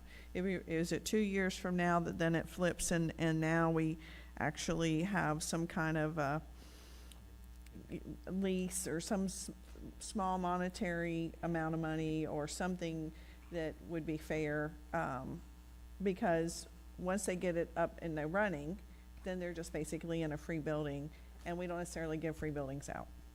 So they would have the expense of the up in the beginning, and I understand that. And so it's just like if I was leasing to Commissioner Newbold and I would say, you can rent my house, but it needs $5,000 worth of repairs, that would cover the first year's worth of rent, right? So where's the numbers in this for me? And it's not that I'm necessarily wanting to take money from a nonprofit, because I can tell you I worked really hard on one this weekend to make a lot of money for that nonprofit, and I believe in them and what they're doing in the county. So that's the challenge I have, is how do we make it fair, and how do we move forward with that? And I think we need some direction on what, if we're sending it out to bid, whether we have to send it out for bid. I think that's the question that we're gonna have to get back on. In all honesty, can we defer this just so I can Sure. try to figure that out? Yeah, I think so. Is there any further discussion? Commissioner Harvey, you recognized. My questions were answered. Thank you, Madam Chair. Commissioner Alexander. Yes, ma'am. Do I need to make a motion to table this until the next meeting? We can do that if we want, or we can just be silent on it and wait and see if we have further discussion. Okay. I just Go didn't know ahead, what the Mr. next step was. Grimes. I just know that the Zay City Cruiser folks are here with us this morning. I just want to make sure that if it moves to the next meeting, is that, I just don't know their timeline. They were very, trying to work with us. I just want to make sure we're not putting them in a bind, but I just want to make sure they're good too, so. But I know we got stuff to do on our side of the house as well. We have a couple new items for new business, so why don't we move forward and then just see where we're at after we finish that? If you'll just hang tight with us, guys. All right, next up, we have the partnership with Calvary Life Center, on page 143 and 44. Thank you, Commissioners. As you know, our pool is under renovation, or the pool that we operate, and so we began looking for a partnership, and what we ended up with was a really great proposal for a long-term partnership. Calvary Life Center has a junior Olympic-sized swimming pool that's indoor at 1414 Bronson Street. Met with their team last week with Miss Haley and Mr. Grimes. They're very interested in a long-term relationship. Most of you know that our swim lessons stay at max capacity. We turn kids away every year simply because I don't have enough space in that pool to run enough kids through it. With the addition of the additional pool, that would mean we could double the amount of swim lessons we can offer to the community. As they have proposed, the county would be an advisor, i.e. we would help them when they had questions about chemicals and certain things. They would be responsible for the maintenance. They're responsible for the purchase of the chemicals. They're responsible for the maintenance of the actual facility. We would be responsible for providing all certified Red Cross lifeguards, and for maintaining the programmatic offerings for both pools ultimately when we get both up and running. So bringing that before you today, I believe it would be very advantageous for our community, as well as our recreation programs. This is in the form of a memorandum of understanding that's in your packet. Correct.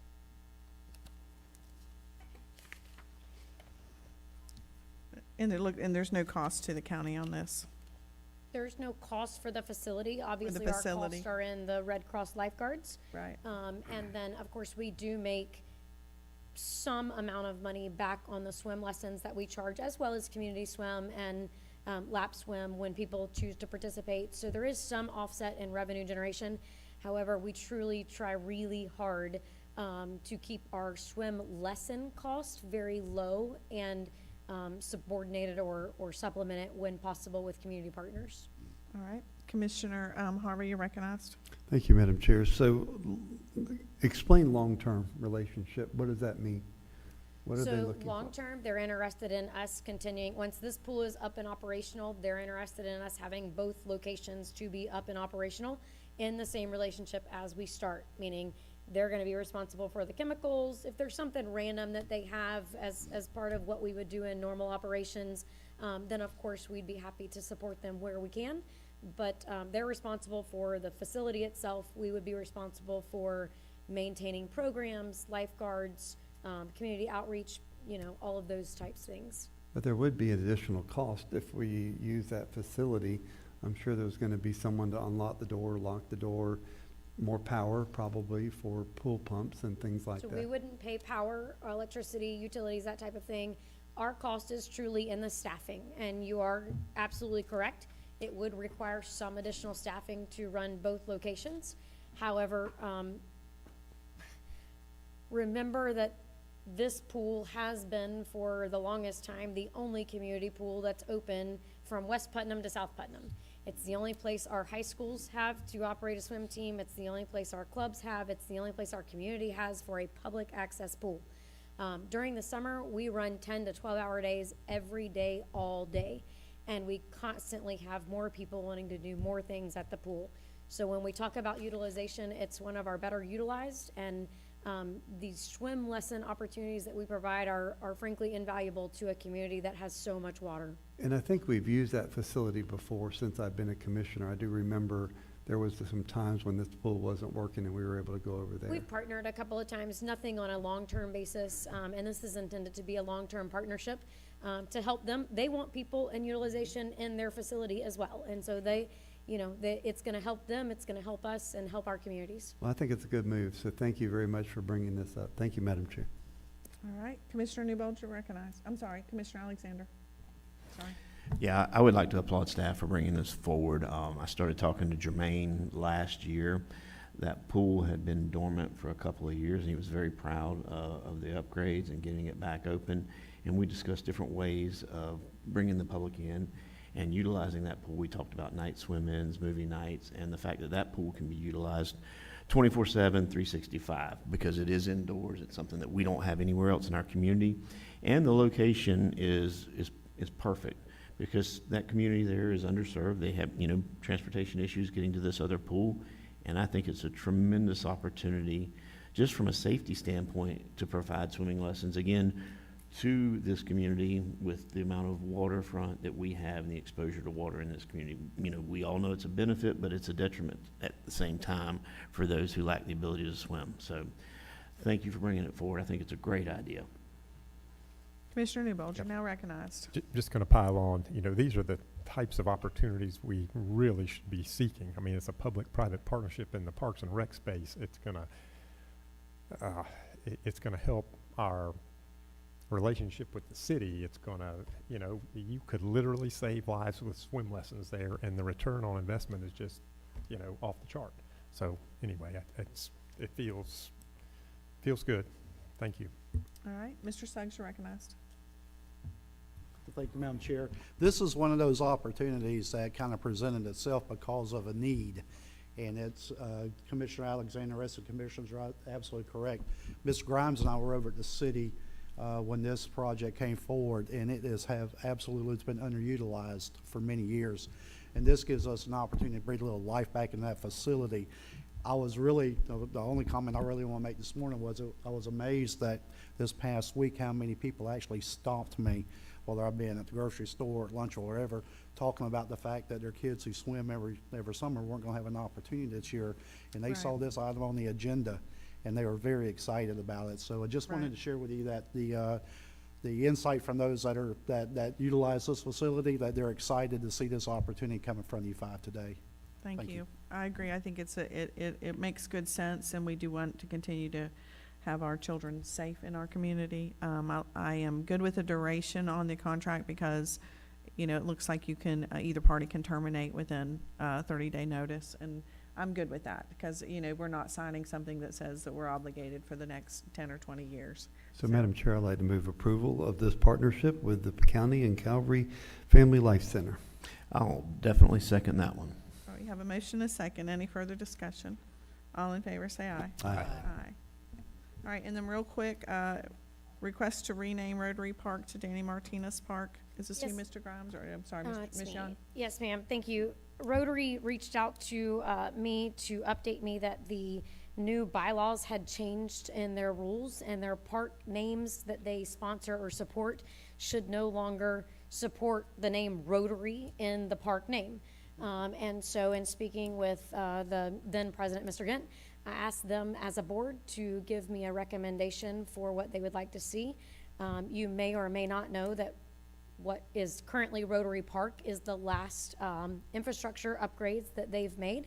They supported the ball field there and made some infrastructure improvements that have made a world of difference in that park. It's been a great change to see some investment in that park for us. And so as part of closing out that grant, we obviously want to do all the celebratory things, but we need a new sign and a new name for the park. So the board unanimously recommended to rename the park Danny Martinez, which of course, as you all know, supports a lifelong member of Rotary in Putnam County who has done many, many things in our community. So that's their request, and it's before you today. Commissioner Harvey, you're recognized. Thank you, Madam Chair, and I couldn't see a more fitting person to name a park after. I will tell you that Danny Martinez's name came up when my grandfather and him would ride together to the paper mill. Danny was a lot younger than my grandfather. So that's how I first heard of Danny Martinez. And over the years, as a young man and in adulthood, watching Danny Martinez invest in this community with time, talent, and funds. There's a lot of times people go, well, I invest, but they don't put their money behind it. Danny did this through personal assets, and he also did it by giving money to Rotary and Rotary assets. So this couldn't be a more fitting thing for me to do.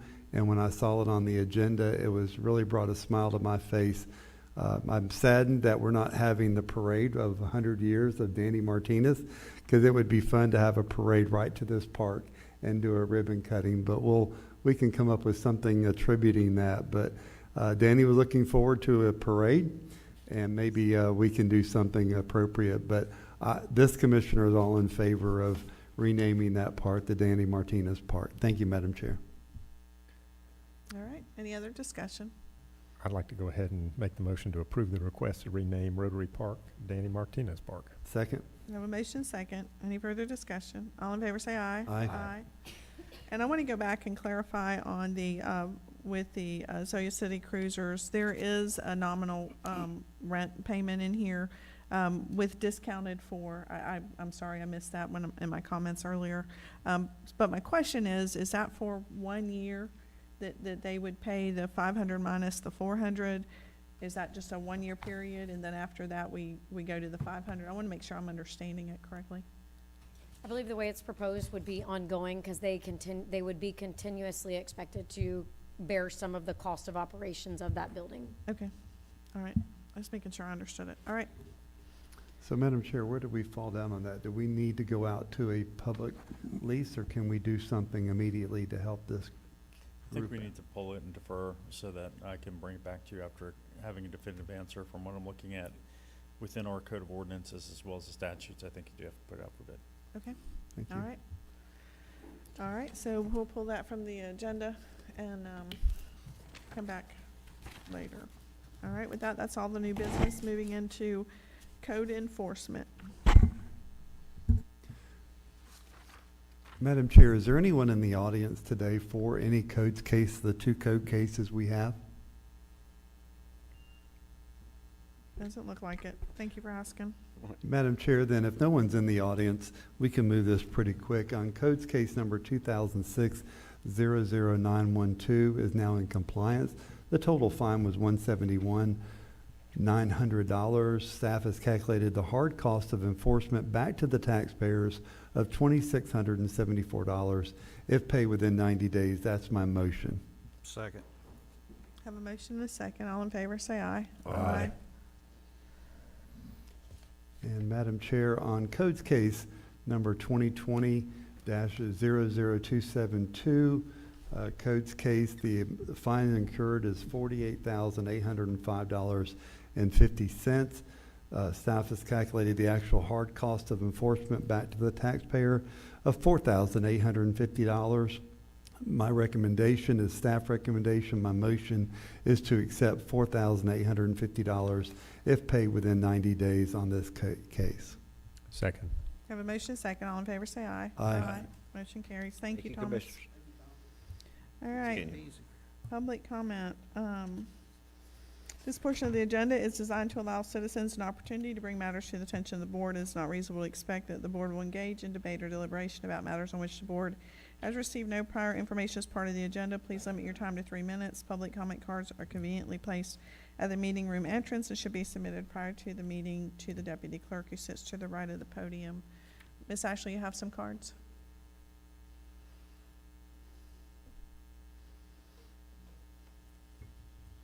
All right. Good morning. Travis Roberts, you're up.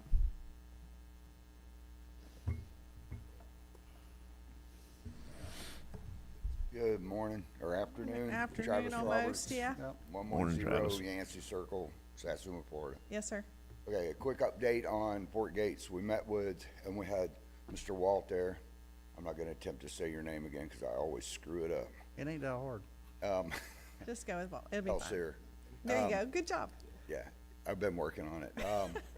We had a meeting with State Representative Sapp on the phone, Mr. Walt, myself, and a couple other people.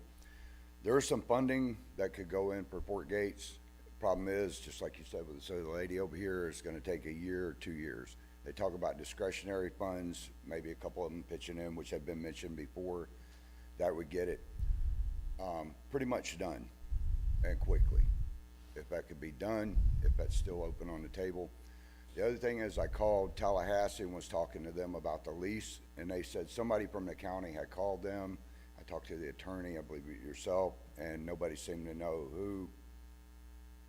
We're talking about the water lease, the Yes. the submerged land lease? The submerged landing Okay. lease. So I didn't know if they might have been Mr. Suggs or Miss Julianne or somebody, or if they had an update on that. But he said it was definitely Putnam County, and they had talked to him about what they needed to do. And he wouldn't entertain it until I talked to you guys again and found out, you know, where we need to move from there. So that's about it. I'm still waiting. Okay, so just make sure I understand. So, we're still waiting on a determination on the submerged land lease? I haven't gone that far with it. Mr. Commando, would you have any? Yes, ma'am, we're still having to wait on that because I have not had any conversation with anyone that can tell me whether or not we have that submerged land lease or not. When we were having our phone conference the other day, Mr. Roberts had a question about his lease that you had in place when 2017, when the storm took everybody out of business. Would that be correct? Correct. Commissioner Wilkinson had asked me what I would like at the time, and not knowing where we stood with the county, with the state or anything, I kind of left it open-ended. What I would like to see is that the 4 years that when Irma hit, okay, that wasn't the county's fault, but we had 4 years that our lease was cut short. But there was an option for 10 more years on it because we have a $90,000 loan on the little boathouse and dock that's out there for people to fish. That way we can finish paying off the loan, because I don't want to lose 90 grand, you know. But if we could do something like that, that would give me a 14-year lease, and I'm sure in 14 years from now, as beat up as I am and we're just finishing chemo up and stuff, I'm going to be ready to turn it over to somebody by then. But what I would like to see is a 14-year lease with an option of 10 more. Well, you mean a 4-year with an option? So of 10? it'd be 14 24. total. Oh, you're looking for 24. If possible. If not, I would like to get the 4 remaining years that we were left on our lease, plus the option that was in the original lease for the 10 years. So it would be 14 years total on the lease. Okay. So just for clarity, so you've got a couple things, Commissioner, if I may? Yes, go ahead. I just want to make sure I'm understanding what the ask is. So in addition, you're looking for the lease to be renewed. You're looking for the landing to be repaired. Correct. Correct. And then you could be operational? It would be operational. Okay. Correct. If it was done today, we could be running today. If it were what? If the other side was finished, if West Bank was finished, we could be up and running today. Mm-hmm. I mean, that's how close we are. We're just waiting. They came out, Brenner's came out and did some minor adjustments to the wheel the other day that they said that was in the original contract. They would be back in 2 years to check for adjustments. They came out and did their final adjustments. Those wheels were built in the 1700s that still raised that landing. Okay. So, Commissioner Harvey, you recognized? Thank you, Madam Chair. And Mr. Roberts, please do not take any, don't bash me too bad or threaten to beat me up over this. A question for staff. Mr. Roberts was never on a lease, correct? On a prior lease before? That's correct. And we paid the original leasee even 2 years with not running that ferry, correct? That's correct. And based on some of the conversations we've had today, based on port leases and based on county leases, there's no guarantee that we can give Mr. Robert a lease today. We would have to put that out for bid, correct? That's now correct, yeah. And there's also the issue of ownership. I mean, when you look at Fort Gates Ferry Road, right, we have a title search that says the county has the road up to the landing. It looks like FDEP or the State Land Trust owns that property. There would have to be a lease with FDEP for the submerged land lease. And then on the west side, the Belinda Lynn Trust is the one that owns that property. There has to be something there. I mean, there's a number of different things that would have to come way before the ability of us to enter into a lease. Well, I just didn't want to give Mr. Roberts any false hope that this board can entertain a promise of a lease when the lease has to go out for bid. And that's where we're at. We've always been there. We've heard this a couple times today. So, not trying to take it away from you. I'm not saying that. I would love for you to operate it. My point is, we would have to go through the legal process of getting all this done. Okay. Looking back all the way until 1880, there's never been a bid process on Fort Gates because it was always privately owned. When Calvin Coolidge bought it in 1919, that's when it went to pretty much the county, or what was established as a county. I understand. I just didn't want you to feel like when you walked out of here, we're all shaking our head. We're all in support. Don't get me wrong. Well, I shouldn't speak for all of us. I'm in support. But we've got to go through the legal channels, and we got to put it out for bid. And I just didn't want you to be blindsided by that, because that's what, you've heard that happen twice before you today. Right, but also know that there was $1,200 doesn't constitute for $1.6 million being lost. Doesn't even come close. That's why I would rather see that we could get the fulfillment of the contract. Even though my name wasn't on the contract, I was still a silent partner at the time. And the contract was with Fort Gates Ferry, which I'm part of Fort Gates Ferry. That's why I say that. I'm not sure I understand your reference from 1,200 to 1 point something million. What are you referring to? I think he's referring to opportunity cost, which our leases don't make us liable for anyway. Well, that's what, with our book showing what came through every day up until the point of the hurricane, that's what we base those off on. We even dropped it back 10%. Right, I agree with what you're saying as far as how the calculation came to be. I'm just telling you that an opportunity cost is not something that is paid out pursuant to our lease. So just like we have a lease with a restaurant, if they happen to close, we're not responsible for the money they would have made in operating the restaurant. I got you. Okay. Okay, I needed to understand that. The other question comes into the buildings.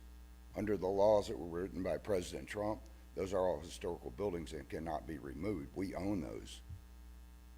So that's going to be another conflict there as far as the fish camp and our boat. The county can't take our boat, they can't take our barge, so. But, I mean, that's stuff for another day. Well, when you were here last, we talked about the possibility of letting you take control of that landing. What did you discover? Did you discover something? It seems like when I spoke to you on the phone, you had found out that wasn't possible. With the state says the county had to do it, but the county breached their contract when they didn't renew it in 2019. That's what the state told me, that the contract had to be redone between them, that it couldn't be done between an individual, it had to be with the county, and then the county had to. So the state couldn't work Oversee with you on that. You couldn't take control over that landing without. I got you. Okay. Commissioner Palacier, do you have any other comments? A little bit. I think it was established that you were paid 2 years while the ferry was shut down total. I'm sorry? You were paid 2 years after the ferry went down in I wasn't paid 2017? anything. The monies went toward the insurances that the county was supposed to provide for the landings. So which they, and then, There's or nothing for the in- barge. I'm sorry. Yeah, there's nothing in the agreement that says the county's responsible for the insurance.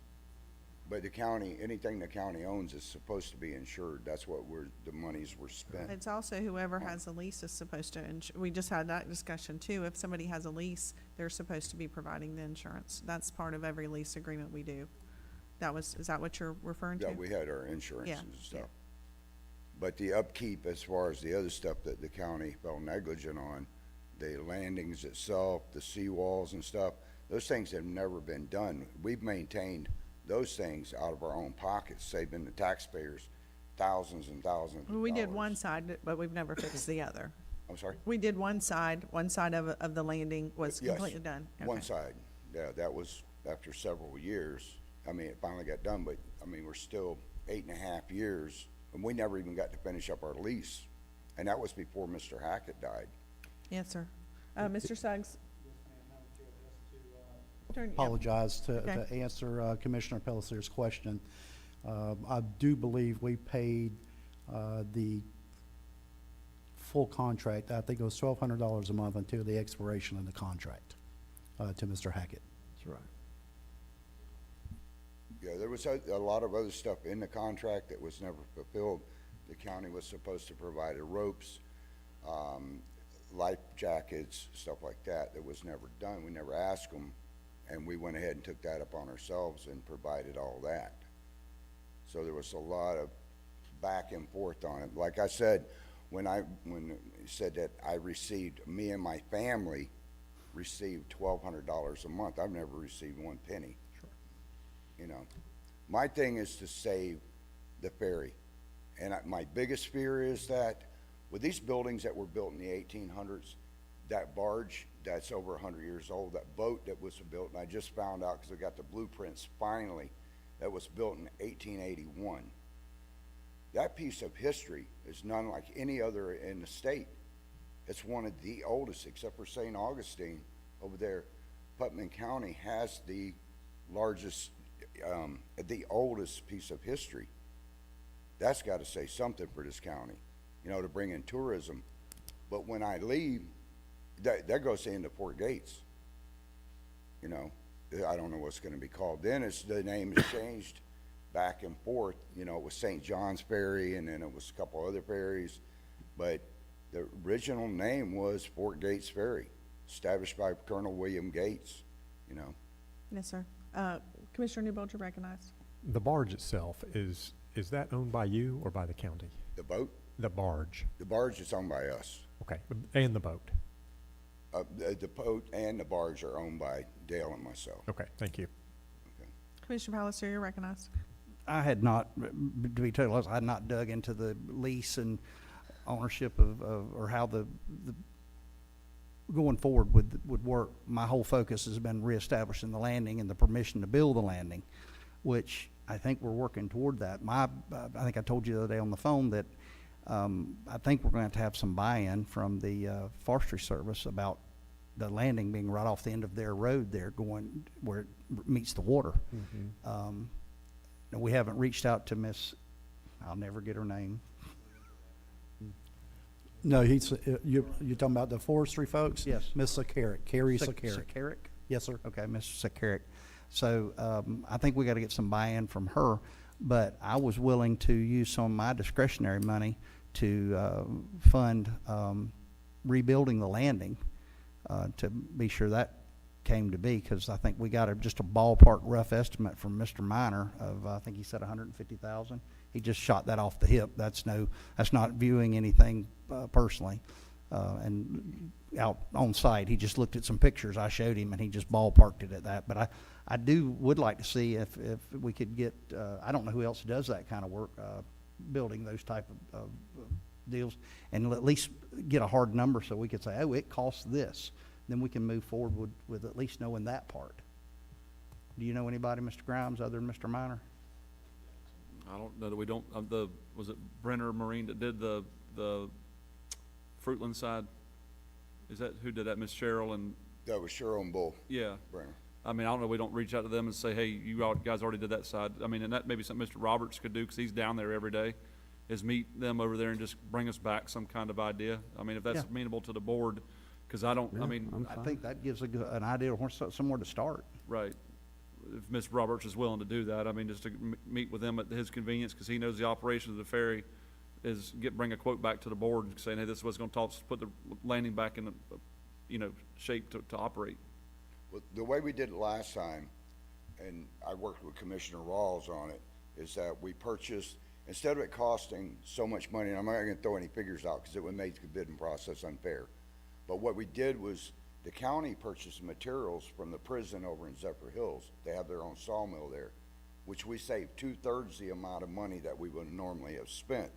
So instead of it going way up here into the stars, it came way down. And then what the county subbed out was the labor on it at that point, because Brenner's had been taking care of Tommy Brenner, his dad, in the 60s, their name is routed into the concrete bulkhead there. So they pretty much, and I was glad to see that they got it to keep the history going, because the first ones they built, you know, lasted 50 years, which is a good investment on what was spent at the time. You know, even if a hurricane come and hit it, the price of doing it in concrete, you know, we could have replaced that thing 20 to 30 times just for what it was originally going to be spent. So it was a good investment. And I think we still have the right to own or direct purchase the material, right? But I mean, we need to get some kind of quote for you guys. You know, at some point, if you guys are wanting to identify that if Commissioner Pelletier is willing to spend some discretionary dollars, we can absolutely reach out and see if that's amenable, as long as it meets procurement. I mean, I'll be happy to meet Mr. Roberts and the contractors down there with, you know, trying to schedule them in. I mean, I can get a hold of Ms. Cheryl. I mean, I can get a hold of Minor Marine or whatever the new name of it is and get a couple. We should 'cause, have I at mean, least but two. by the original quote is gonna tell us, kind of dictate how many more quotes we have to go get, or if it's way high, we may have to go to bid or what have you, but we gotta get a baseline established somewhere. So, I mean, that way we're not shooting from the hip on all of these. I mean, it'd be great just to get a contractor, lay their eyes on it, figure how much it's, give a rough idea what it's gonna cost, and then start moving it forward. I agree with you 100%, Mr. Grimes, and then I was going to challenge some of my fellow commissioners. You might want to use some of their discretionary money to join in the fight. so to Maybe we speak. might not need to. So, your direction is for him to do? Let's get some quotes on, from at least two. If those are only two that we know of. If there's a third, absolutely. Well, there's plenty. It's the amount that's gonna dictate how many we need to get, right? Because if it trips the $75,000 threshold, we gotta put it out for a competitive bid. If it's below there, we got to get a singular quote up to 5,000, and then two from, I think it's now 5 to 25, and then 25 to 75. We gotta get 3 quotes. So it just all depends on where it lands. I feel So- certain it's going to trip that threshold. Sure, it very well may, but I mean, if it does, then we're gonna have to try to get, and I hate to, if we're gonna get a design done on it, so everybody's bidding the same thing, right? So if I take one company down there and they're gonna construct it with 8 by 8 posts, and the next one's gonna do it with 6 by 6 posts, we're gonna have a designer at some point design that landing so that if we do have to go out to bid, it is all bid the same specification, unless there's, I don't know the design. I know we did one on the Fruitland side. Is there one on the west side as well? Okay, then if the design's already done and engineered, that'd be very easy to put out to bid. Just They're both recreate it. mirrored images. The east and west bank are mirrored images. Okay, So when we had it done, they had actually labeled it, and with the state and DEP and EPA and them, they still have on record where originally it was signed in concrete, but they went ahead and made an amendment to it to allow it to be done in wood, and that is still good for another 2 years. Okay, That's what I found out the other day. all right. Commissioner Alexander, you're recognized. Thank you, Madam Chair. Travis, I'm all in, and, yeah, I'll probably chip in some too, there, Mr. Pelletier, but I just want to make sure we're fixing something we own. You know, we can't really do anything till we establish that we own the property or that we have the lease on the property, so I think we're kind of putting the cart before the horse until we determine that. Do you So- have a comment, Mr. Grimes? I mean, I think the landings itself do belong to the county. The I do landing believe itself, not the landing land, itself. not the I land agree. coming up to the landing. The physical landing itself, I truly do believe belongs to the county. I mean, that's how we got the DOT funding to do it. Your problem's gonna be, once again, is access to and from it, and also the submerged land lease. The asset itself, the county spent county dollars to put the original, the east side landing in today. We could do the same thing, but our problem is access, right? Access to bring the material to it, access to all the stuff. I mean, that's where we're really gonna have to make sure we got all of those pieces in place. Yeah, the building of the landing is the easy part. It's gonna be making sure that we can get submerged land leases. Maybe we still have one from DEP. That's where Mr. Commando is gonna be instrumental, is making sure we have all of those things lined up so that we can go to construction. That's right. Because otherwise, we're just gonna put, you know, several $1,000s, tens of thousands of dollars out there That we can't use. that we can't access. Right, so we just need to make sure we can access it. Correct. And yeah, I'm all for it, Travis, and I'll chip in too. I'm right there with Commissioner Pelletier, but I don't want to put any money into something I can't get to.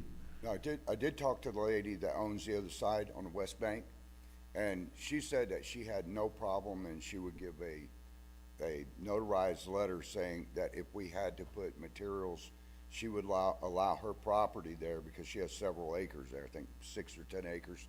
She would allow a portion of that down by the water to be used to put the materials there inside of a fence. So it would actually be, you know, and she's got cameras on the property, so, you know, that would eliminate. She also said that if it came back that she owned the land under the landing, that she would allow that to be used, for as long as it needed to be used. Okay. Commissioner Newbold, you're recognized. So it sounds like the submerged land lease issues are what's slowing us up here. I'm happy to help participate financially, discretionarily. I don't see an access issue on the west side. I mean, the Forest Service Road, do we need their cooperation to utilize that road? Not that I'm aware of. I think we can travel that road. We could deliver materials there. Is that, or am I mistaken? I think that's where we ran into this last time is, I forget the lady's name from California, owns the right-hand and the left-hand side of that road, which the boundaries are in the middle. So she owns the land, at some, No, according to the United States of America government contract that was done with the Putnam County and the state for the ferry operation back in 1939 and 1941 when it was filed, it states that that was a procured land then, that it was never for anybody but the ground to use, as long as there was an operational ferry. And You guys referring weren't to the supposed road? maintain it. Are you referring to the road, Angie? Yes. Yeah, we're not arguing the road. But I also don't the believe we're submerged land arguing the lease. road. I think the debate is on both sides of the road. Okay, well. Is that correct, Mr. Grimes? I'm making sure I understand. I'm not convinced. Okay, okay. That we own the road, right? Because the forest road stops at a certain point and it belongs to the private landowner. And that's why the lady came in here. She brought us her survey. It shows on her survey that she owns that contiguous piece of property. So we have not maintained that road, so we don't have prescriptive rights to it. If the federal government hasn't, they don't have prescriptive rights to it. So that's where the legal counsel, I think through his studies, are going to give us a determination of who actually does own that road. No, it looks like the Belinda Lynn Trust owns it. It's just, just because it's named National Forest Road 29, I think it's giving an illusion that it's owned by somebody, but it looks like it's owned by her. Okay, well, if that's the case, Mr. Roberts seems to have a relationship with her and seems to, it sounds like she's going to be willing to kind of fully cooperate. And if all that comes together, I think the submerged land lease is really kind of what's holding us up. That's a portion of it, but we have, as the county, if we're going to have our citizens convey across that property, and I could be wrong, and I'll be happy to, we've got to have some kind of easement across it as well, whether it's, even to use the lady's land, we're going to have a temporary construction easement to stage material. We're going to have an easement across there to convey traffic. It's going to be dedicated to the public at some level for us to be able to transverse across that property. We've got to have easement of some kind. That's already an easement there with the FPL lines on that and the Clay Electric lines on that. That's already an That's a easement. utility easement. For their purposes. For their purposes. We have to have a ingress and egress easement. But under prescriptive rights? We don't have prescriptive rights. We don't maintain it. The county does not maintain that road. In order for us to have prescriptive rights, we have to have maintained that road for a certain number of years. No, if it's been used according to what the law says in the statutes, if it's been used for 20 years or more, then it falls under prescriptive rights, no matter who does it. So if you had a piece of property over here, you can't be landlocked from that. If you're using that for 20 years, you're entitled to use it for as long as you need to. There's only one attorney sitting here, and that's Mr. Commando, so I'll have to refer to him. We can get with you with all these papers we have. It's on. I'm happy to look at whatever paper. But it's been used for a couple hundred years and under prescriptive rights. And it says that in the taxpayer scrolls, when you look it up, that's exactly what it says right there. I think I said way back that there's a possibility that there needs to be a survey to prove where the property line is, because the Forestry Service takes care of that Road 29 right down to the water's edge, and if you look at it, it's Forestry Road 29 right into the river. Yes, sir. It doesn't veer left or right. The lady was from California, provided us a survey that shows. She did? Yes, sir, that she owns that land. Correct. That's where I get that it says Forest Road 79. It could go to the channel of the river.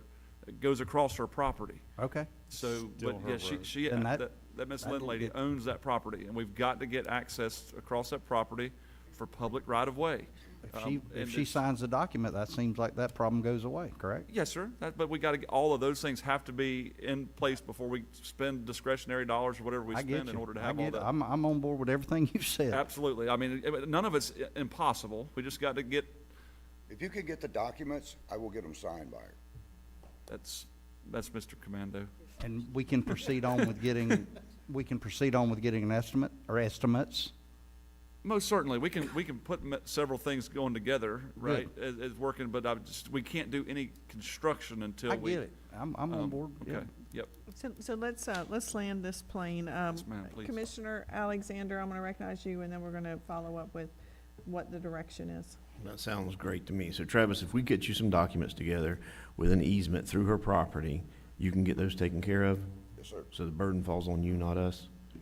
Okay. Okay, let's Still need round survey this all back up. So, descriptions. Mr. Commando, please weigh in. We still need a survey description of what the easement would be. It's not just, we can't just throw together some document that says we have access to drive through. So, in your opinion, Mr. Commando, what is it, these different layers of this onion that we've been discussing? Sounds like there's an appetite from the board to try to get some resolution. At least I have a commissioner on each side of me that's trying to say they'd like to get this resolved in some way or fashion, or figure this out. So, I think we need a final determination. When I've looked through some of the title documents as far as who owns the landings, I don't think that's as clear as we're kind of bypassing.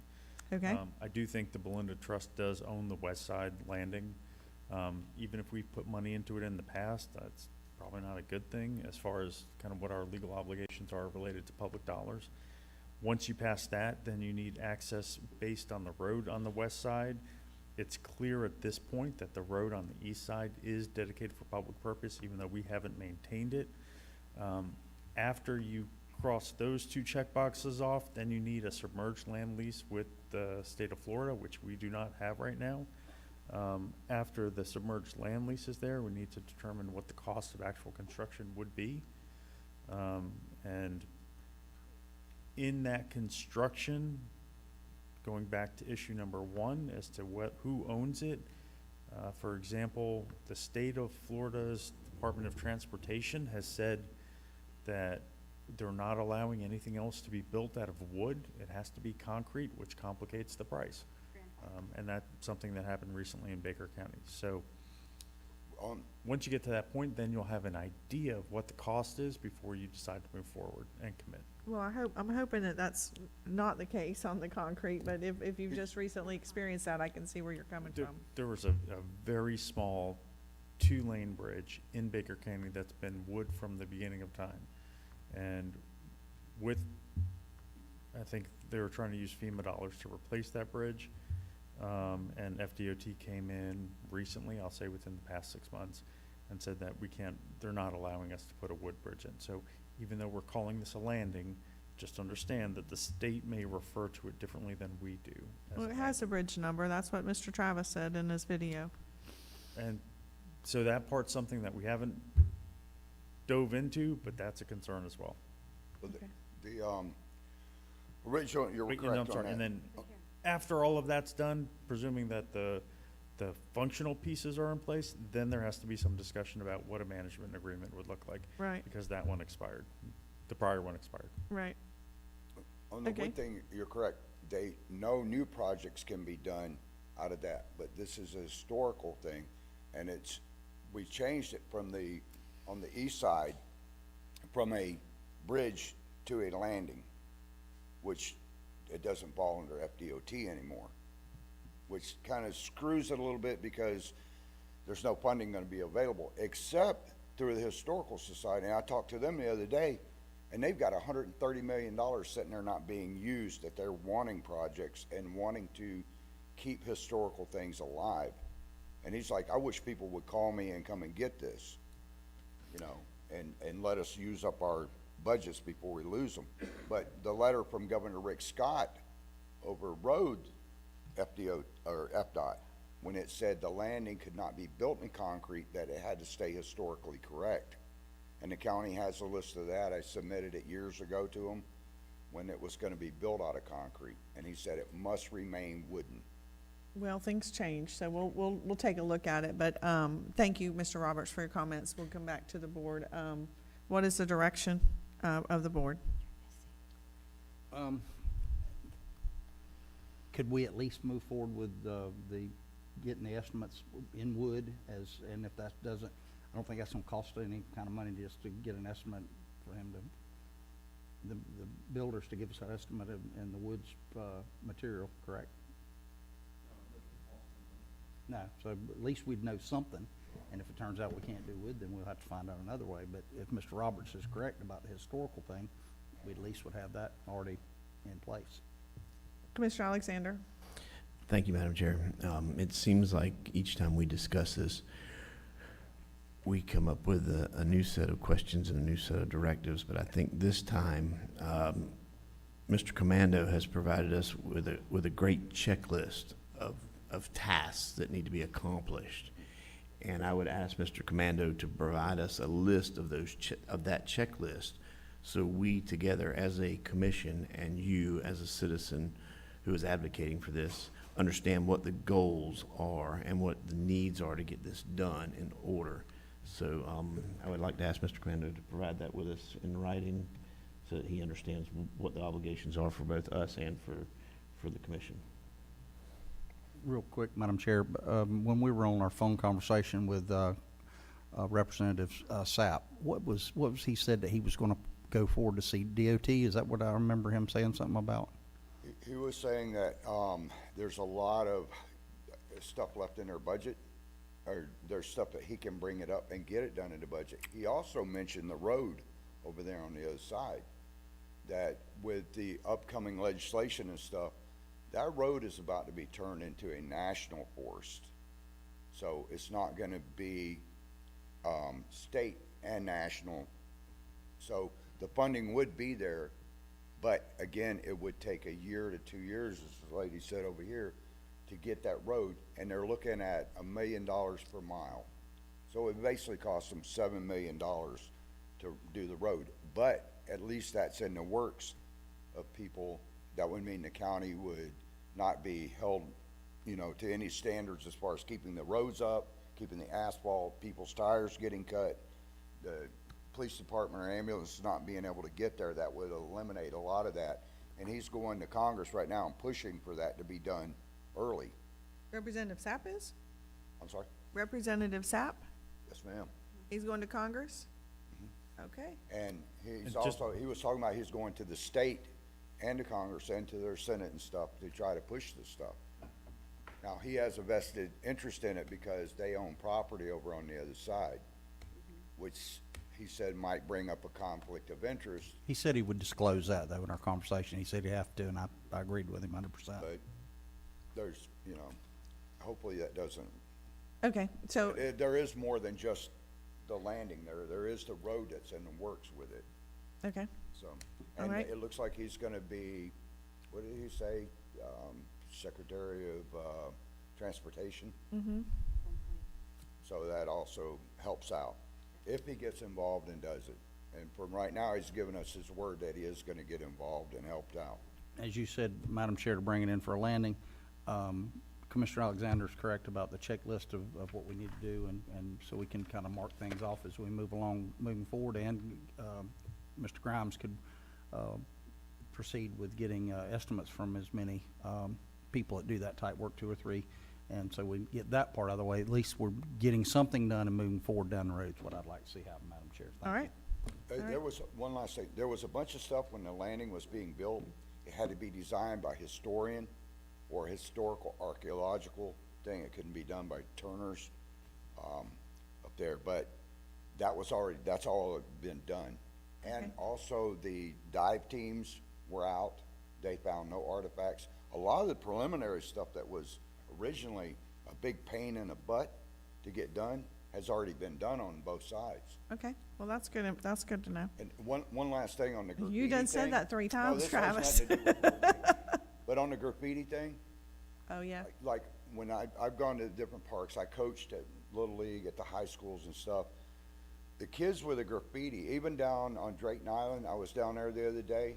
That beautiful landing that was built down there, got gang graffiti all over it. They were doing the same thing in Pomona Park when we bought back baseball. Now it's gone again. But we had a problem with that. You know what we did? We got a hold of the veterans over in Crescent City, And the veterans took turns going out there, and it might be something you guys might want to look out. These guys have nothing to do, and they have a lot of time on their hands. They love kids, and they love helping out the community. You guys might want to reach out to some of our veterans groups and see if they'll just have guys sit down there, you know, at night when these guys are spraying them, and on the weekends, when during the day they're not doing it. Okay, But just a thought. all right, thank Thank you. you guys for your time. I appreciate everything you're doing, and thank you for your service. Thank you. All right, any other public comments on miscellaneous items? Is there anybody else who wishes to speak? May I just ask a quick question? Yes. Mr. Commando, when you were looking at the submerged lands lease, did you notice it was supposed to be done in the grandfather's structure program for the Fort Gates Ferry landings? I wasn't looking at what program it was. Okay, yeah, it's in the management agreements. If you look through, you'll see that in order to maintain it so that you don't have to do all the new codes and the cement and all the extra stuff, it was in the old management agreements. And I do have all the paperwork if you'd like that. Okay, but the last management agreement that was in effect expired in 2021. Yes, So- yes, So once it expires, then you have to have a new due agreement. to breach of a convenience, yes. Come on forward.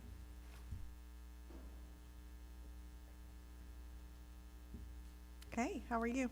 Good morning. My name is Brandon Smiley, 108 Big Apple Road.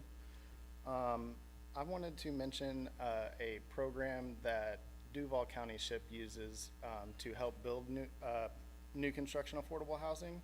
And what they do is they give a loan to a potential buyer that for construction, and once they refinance into the mortgage, that money's put back into the program. And I thought that that was a big win-win as far as, you know, I'd rather pay the impact fees than the bank any day. And it's a way to significantly reduce the price of construction. I sent you the email, Commissioner Wilkinson.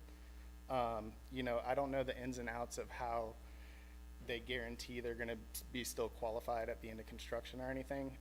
I just thought that that program is definitely worth a look in terms of trying to, you know, still create affordable housing. Other things that can help would be, you know, the timing that I've mentioned before. If we could do it at the meter can inspection, no builder's gonna stop before they get power. So it kind of makes us pay it. Another thing that I've learned, because I'm starting to do real tiny trailers instead of homes, I met the water utility guy out when he was locating in front of one of the lots I was clearing. And I asked him, you know, now that I'm gonna have to pay the impact fee for the water, does that mean that, you know, the meters will take less than 4 months? He said that the funding doesn't go to them. Their fees got cut and it, you know, goes somewhere else. And what area was that? Water, And it will- East Palatka. East Black, okay. And the utilities have always been kind of a problem even before the impact fees came about, because the meters taking 4 months kind of, I can finish a house as fast as I can get meters in East Palatka, but if there was any way that we could apply for our water meters, you know, before we have a building permit, because that's just that slows everything up, you know, outside of the impact fees. Okay. You know, those are kind of, and I wanted to offer a little advice on the parks, you know, vandalism. And hopefully they're not listening, but one thing that I've done at, you know, my houses that sit vacant is dummy cameras. You know, Right. they have solar powered ones, and knock on wood, I've never had any issues whenever there's a dummy camera up. You know, hopefully that doesn't give out the secret to whoever's doing it, but, yeah, that's about all I got today. All right, thank you. Thank you.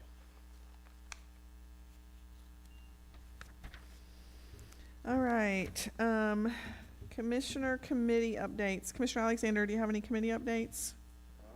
Yeah, actually, I've been included into the commissioner comments, but I gave each one of you an aerial photograph of a proposed no-wake zone down at Duns Creek State Park. This is something I've been working on with that committee. Which committee? This is your Waterways and Trails? Waterways and Trails, yes, Okay. ma'am. Yep. Anybody that spends much time on the water in Duns Creek, Mr. Grimes, any of you guys, Mr. Suggs, are aware of it. There's a very sharp 90-degree turn there adjacent to the park. It's a blind curve. So what we're looking at now is putting a no-wake zone in effect there. Mr. Commando is actually drafting a resolution on that. So that's about it So you're saying you're gonna be bringing this forward at another meeting, you're just giving us a heads up? Yeah, just an update. Because this was a Waterways and Trails, recommendation. Now, this park, though, is not currently being utilized on a regular basis, right? And we've been advocating for that, and it hasn't happened, but. We have, and actually, they have held quite a few events. There was an event, a burn event this past weekend. They've got, they did a march a couple weeks ago. I think there was 1,000 people there. You can hold a special event there. They call it a special event and work with Miss Joy. We've actually camped out there. There's an opportunity to host music events if you coordinate with her. So there are ways to do it, just, and for lack of a better term, sidestep the state and go through there. And it's a beautiful park. I hope that our community can get out and enjoy it.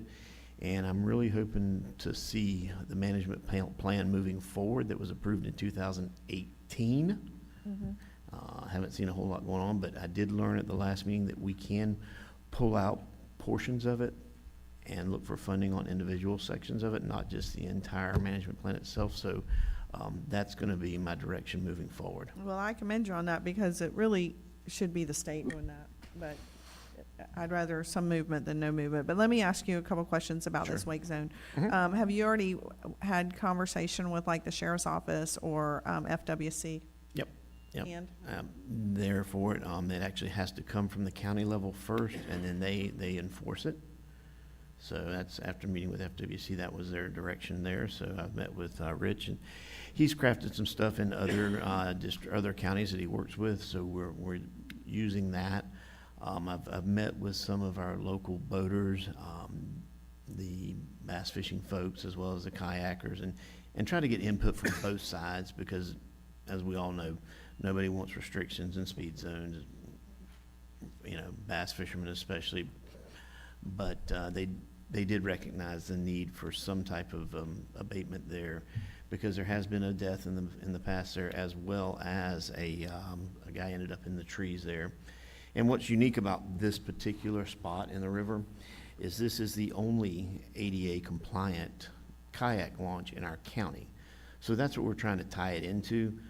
So down the road, it doesn't just become an open opportunity to create wake zones throughout our county. So, and with that being said, they were a little more open to the discussion on it. So I think we're moving forward with it. Then who would be responsible for signage? I know I'm getting ahead of us on this, but I'm just got some This- questions that maybe we could answer on the front end. Yeah, I don't know exactly who would be responsible for the signage, whether it would be the county or FWC. Okay, all right. Well, I'll those are check just into some that general for you. questions that when I saw this, I had. Okay, so that's a good update. You got anything else? Not right now. We've got some other things going, but nothing that I want to bring forward yet. Okay, all right. Commissioner Harvey, you have any updates on your committees? I do not. Thank you.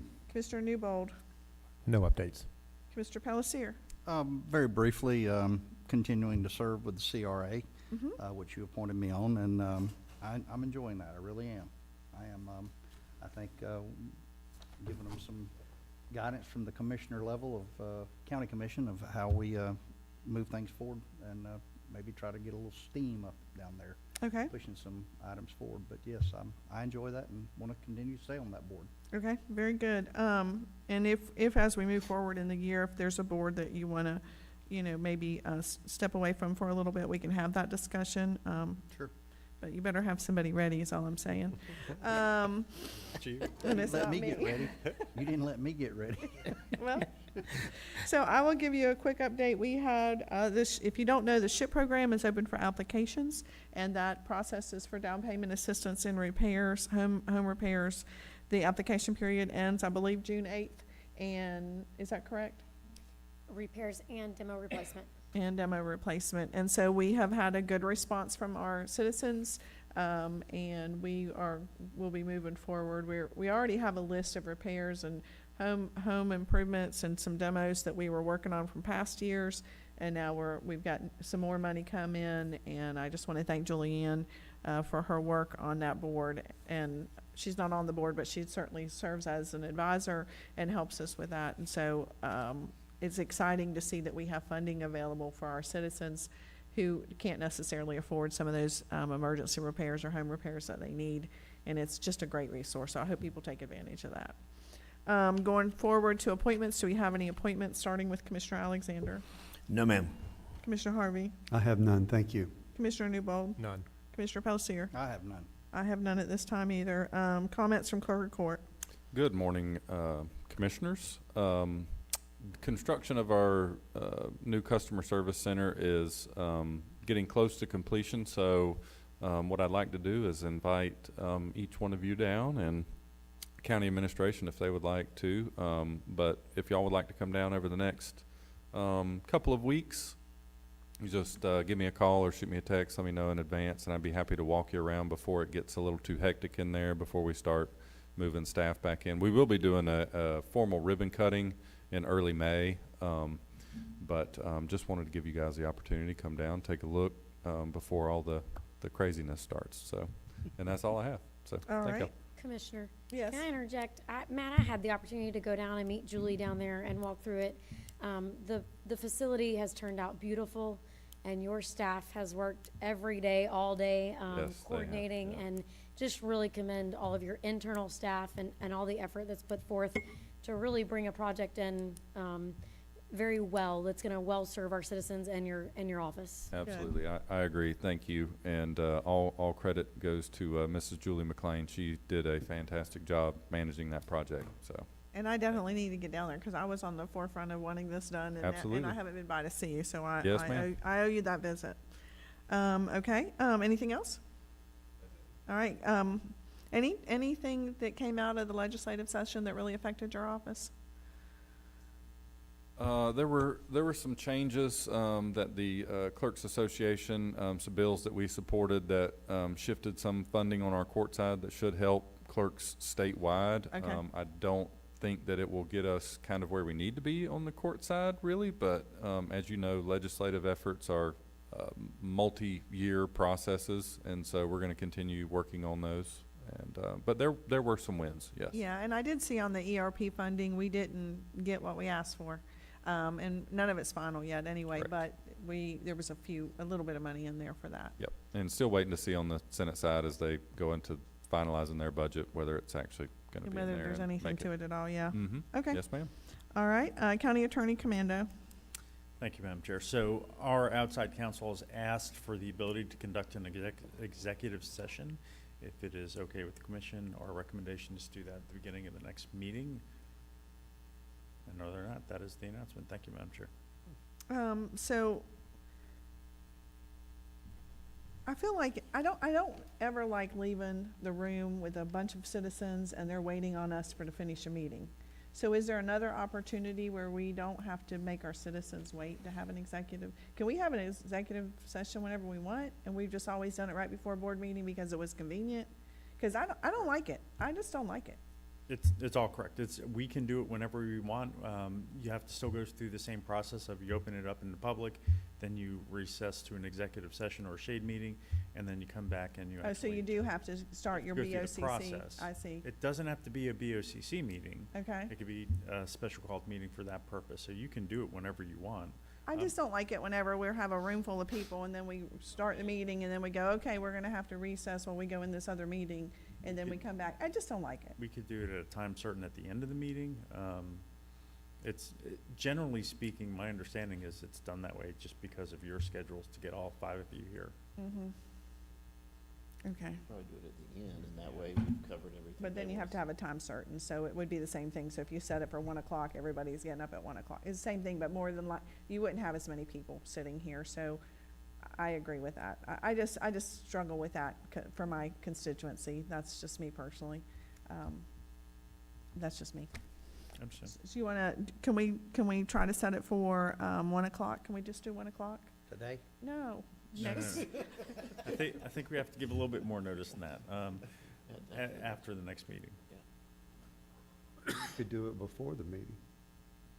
Like at 8. That's what our discussion is. 8:30, 8:15, you could do it, Whatever time you want. and then come in, we're here anyway, most of the time. Yeah, I like that idea. What do you 8:30. anticipate, like a 30-minute? I know it's hard, depends on how much we talk, I know.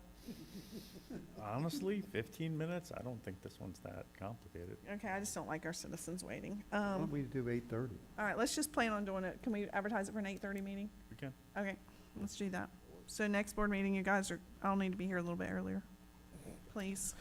Mr. Harvey can make sure we're all awake. He's up at 5 anyhow, or 4. I'll text you and let All you right, know. anything else? No, Madam Chair, thank you. Thank you. County Administrator. Yes, sir, Madam Chair.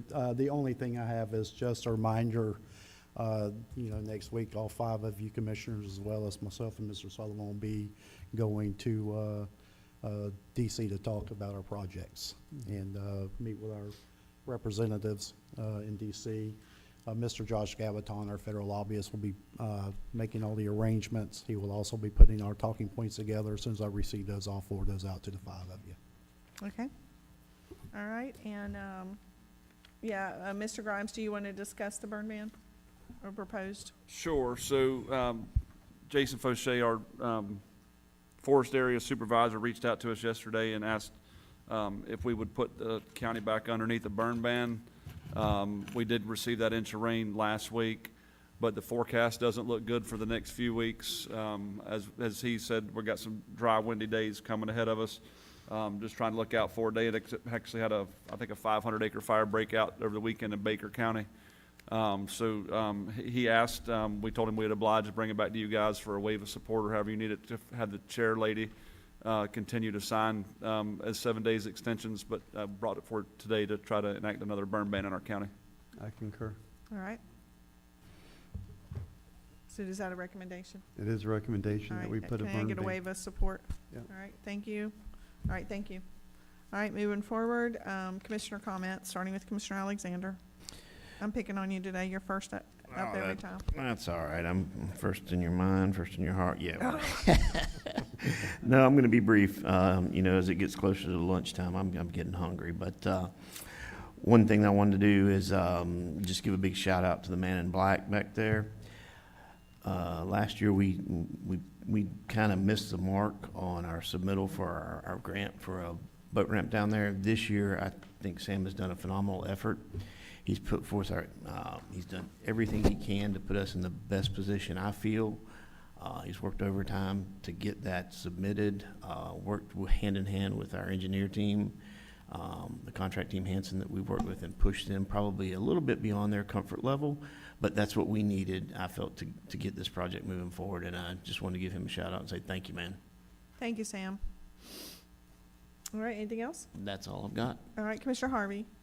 Thank you, Madam Chair. I want to kind of go backwards a little bit, as right now Commissioner Palatka will be passing down Mr. Leo Granger, and the Sister Springs Scholarship Banquet is coming up for, this is the PFC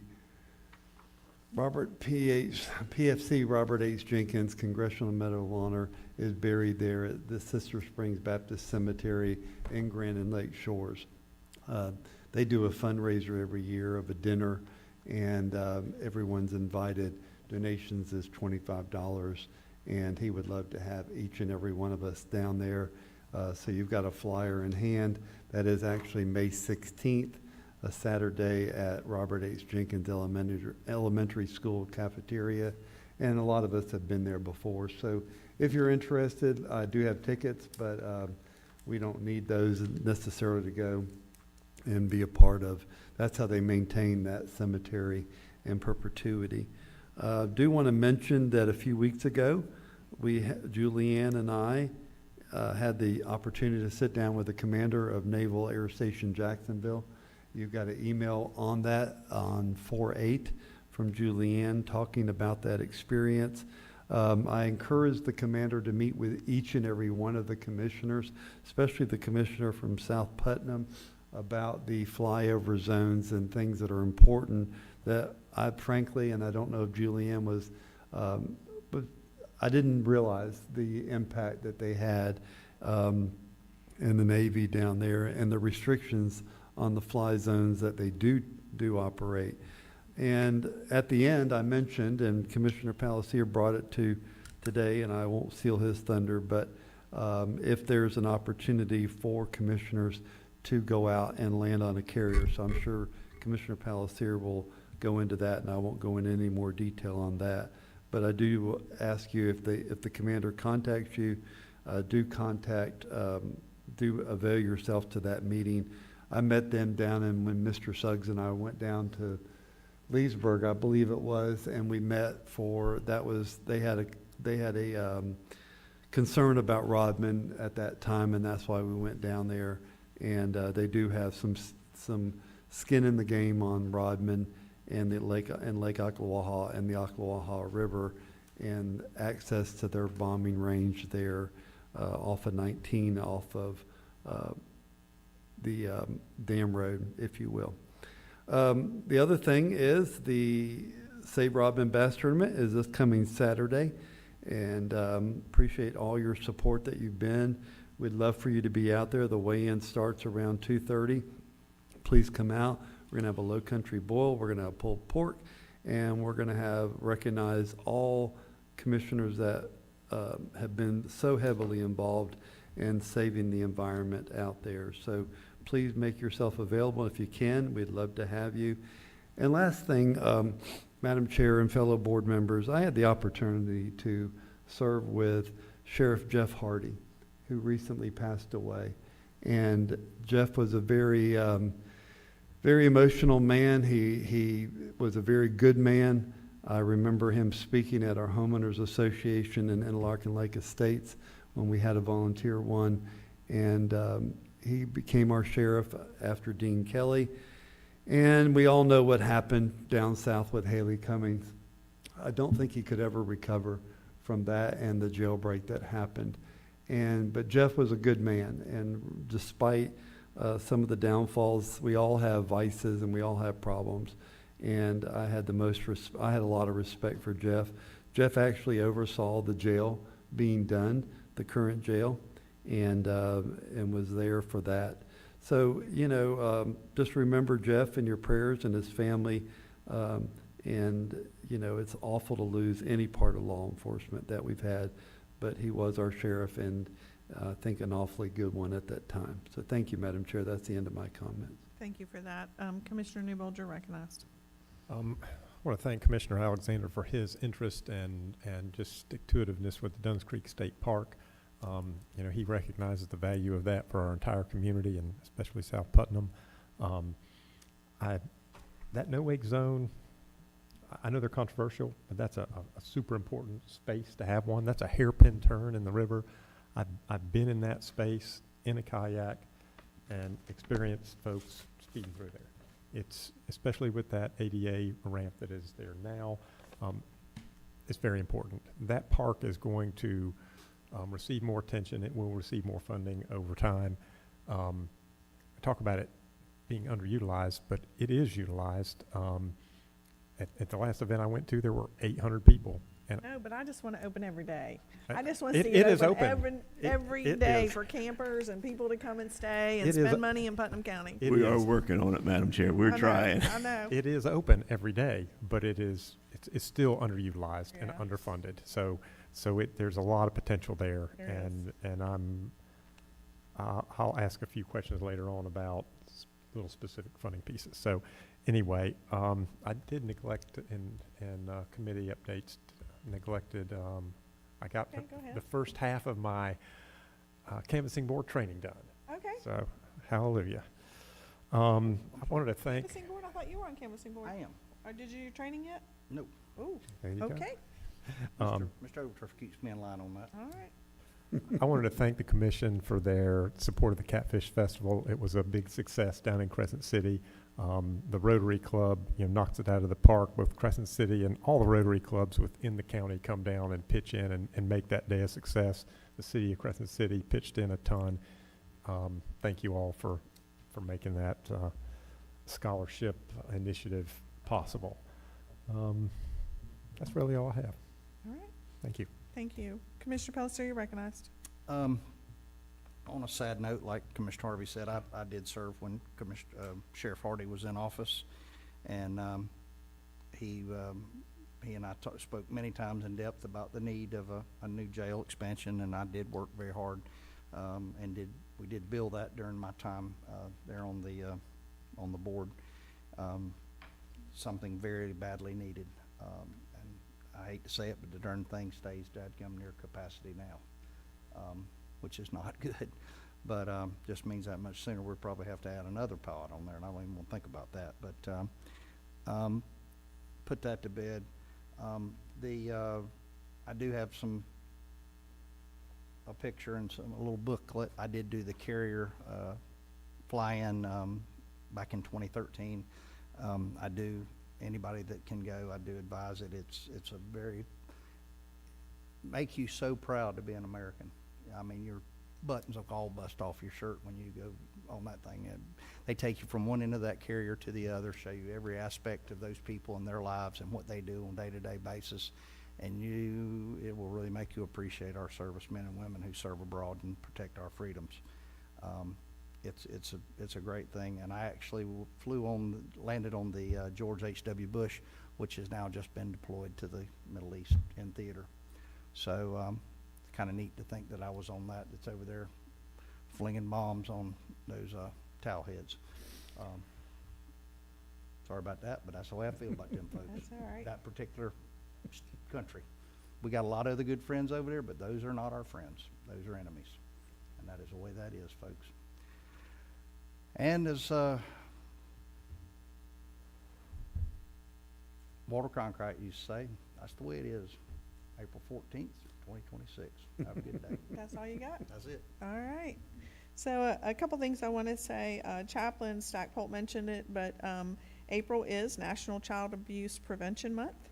And today, from 2 to 5, I want to thank Putnam County Emergency Services. They're participating in a Touch a Truck event with the Community Partnership for Children at 1910 Reed Street. And we'll have food trucks and games and other things to raise awareness and for preventing child abuse. So thank you for the emergency services for doing that. Also, I want to recognize that it is also Animal Control Officer Appreciation Week. And to tell you a couple great stories at Animal Services, you know, I always love to share their stories, but Brittany at Animal Control, if you haven't looked on social media, worked really, really hard to get a dog adopted through the Levy County Sheriff's Office, and that dog is going to become a canine officer through training, so that's exciting. And then also earlier, a shelter pup was adopted from Animal Control Services and graduated from the training program for the Canines for Warriors, which is a national program. So that's a support dog to one of our veterans. So that's a big deal. So we're moving. I feel like we're just continue to make positive changes with Animal Services, and I'm so thankful for that, and wanted to recognize the Animal Control Officer Appreciation Week and thank them for what they do. And then I want to remind you guys that this month we have 2 events. We have lots of events, but I want to highlight 2 of them.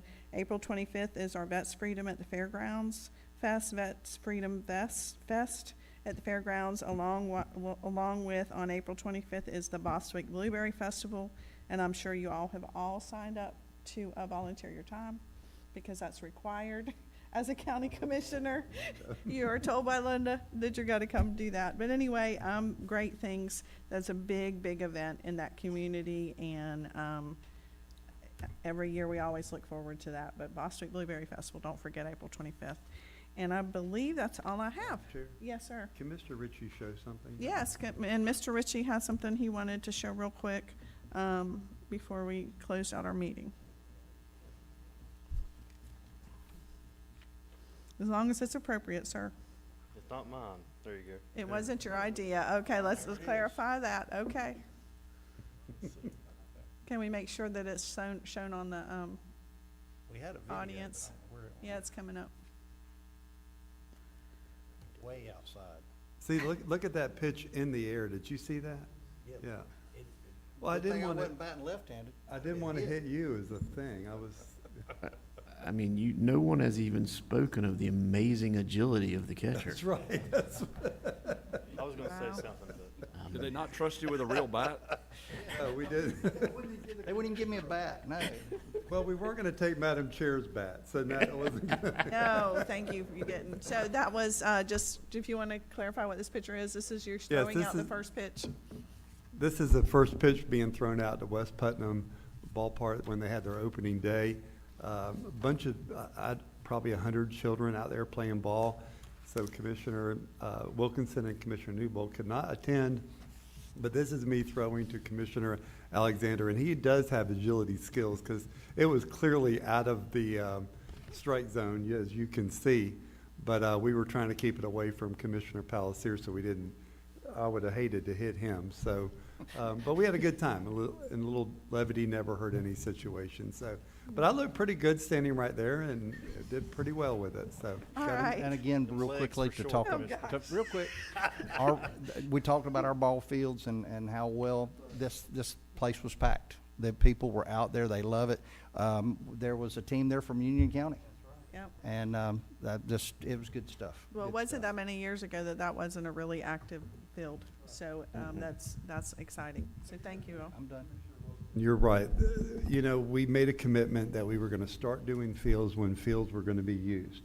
We weren't gonna go out there and just put money in and hope that they would come. And when they decided to come, then we started putting money together. And that's the important thing, because as we heard today, vandalism happens. But when people take pride in their park, it goes down a little bit. So you're exactly right. Thank you, Madam Chair. All right, thank you. This meeting is adjourned.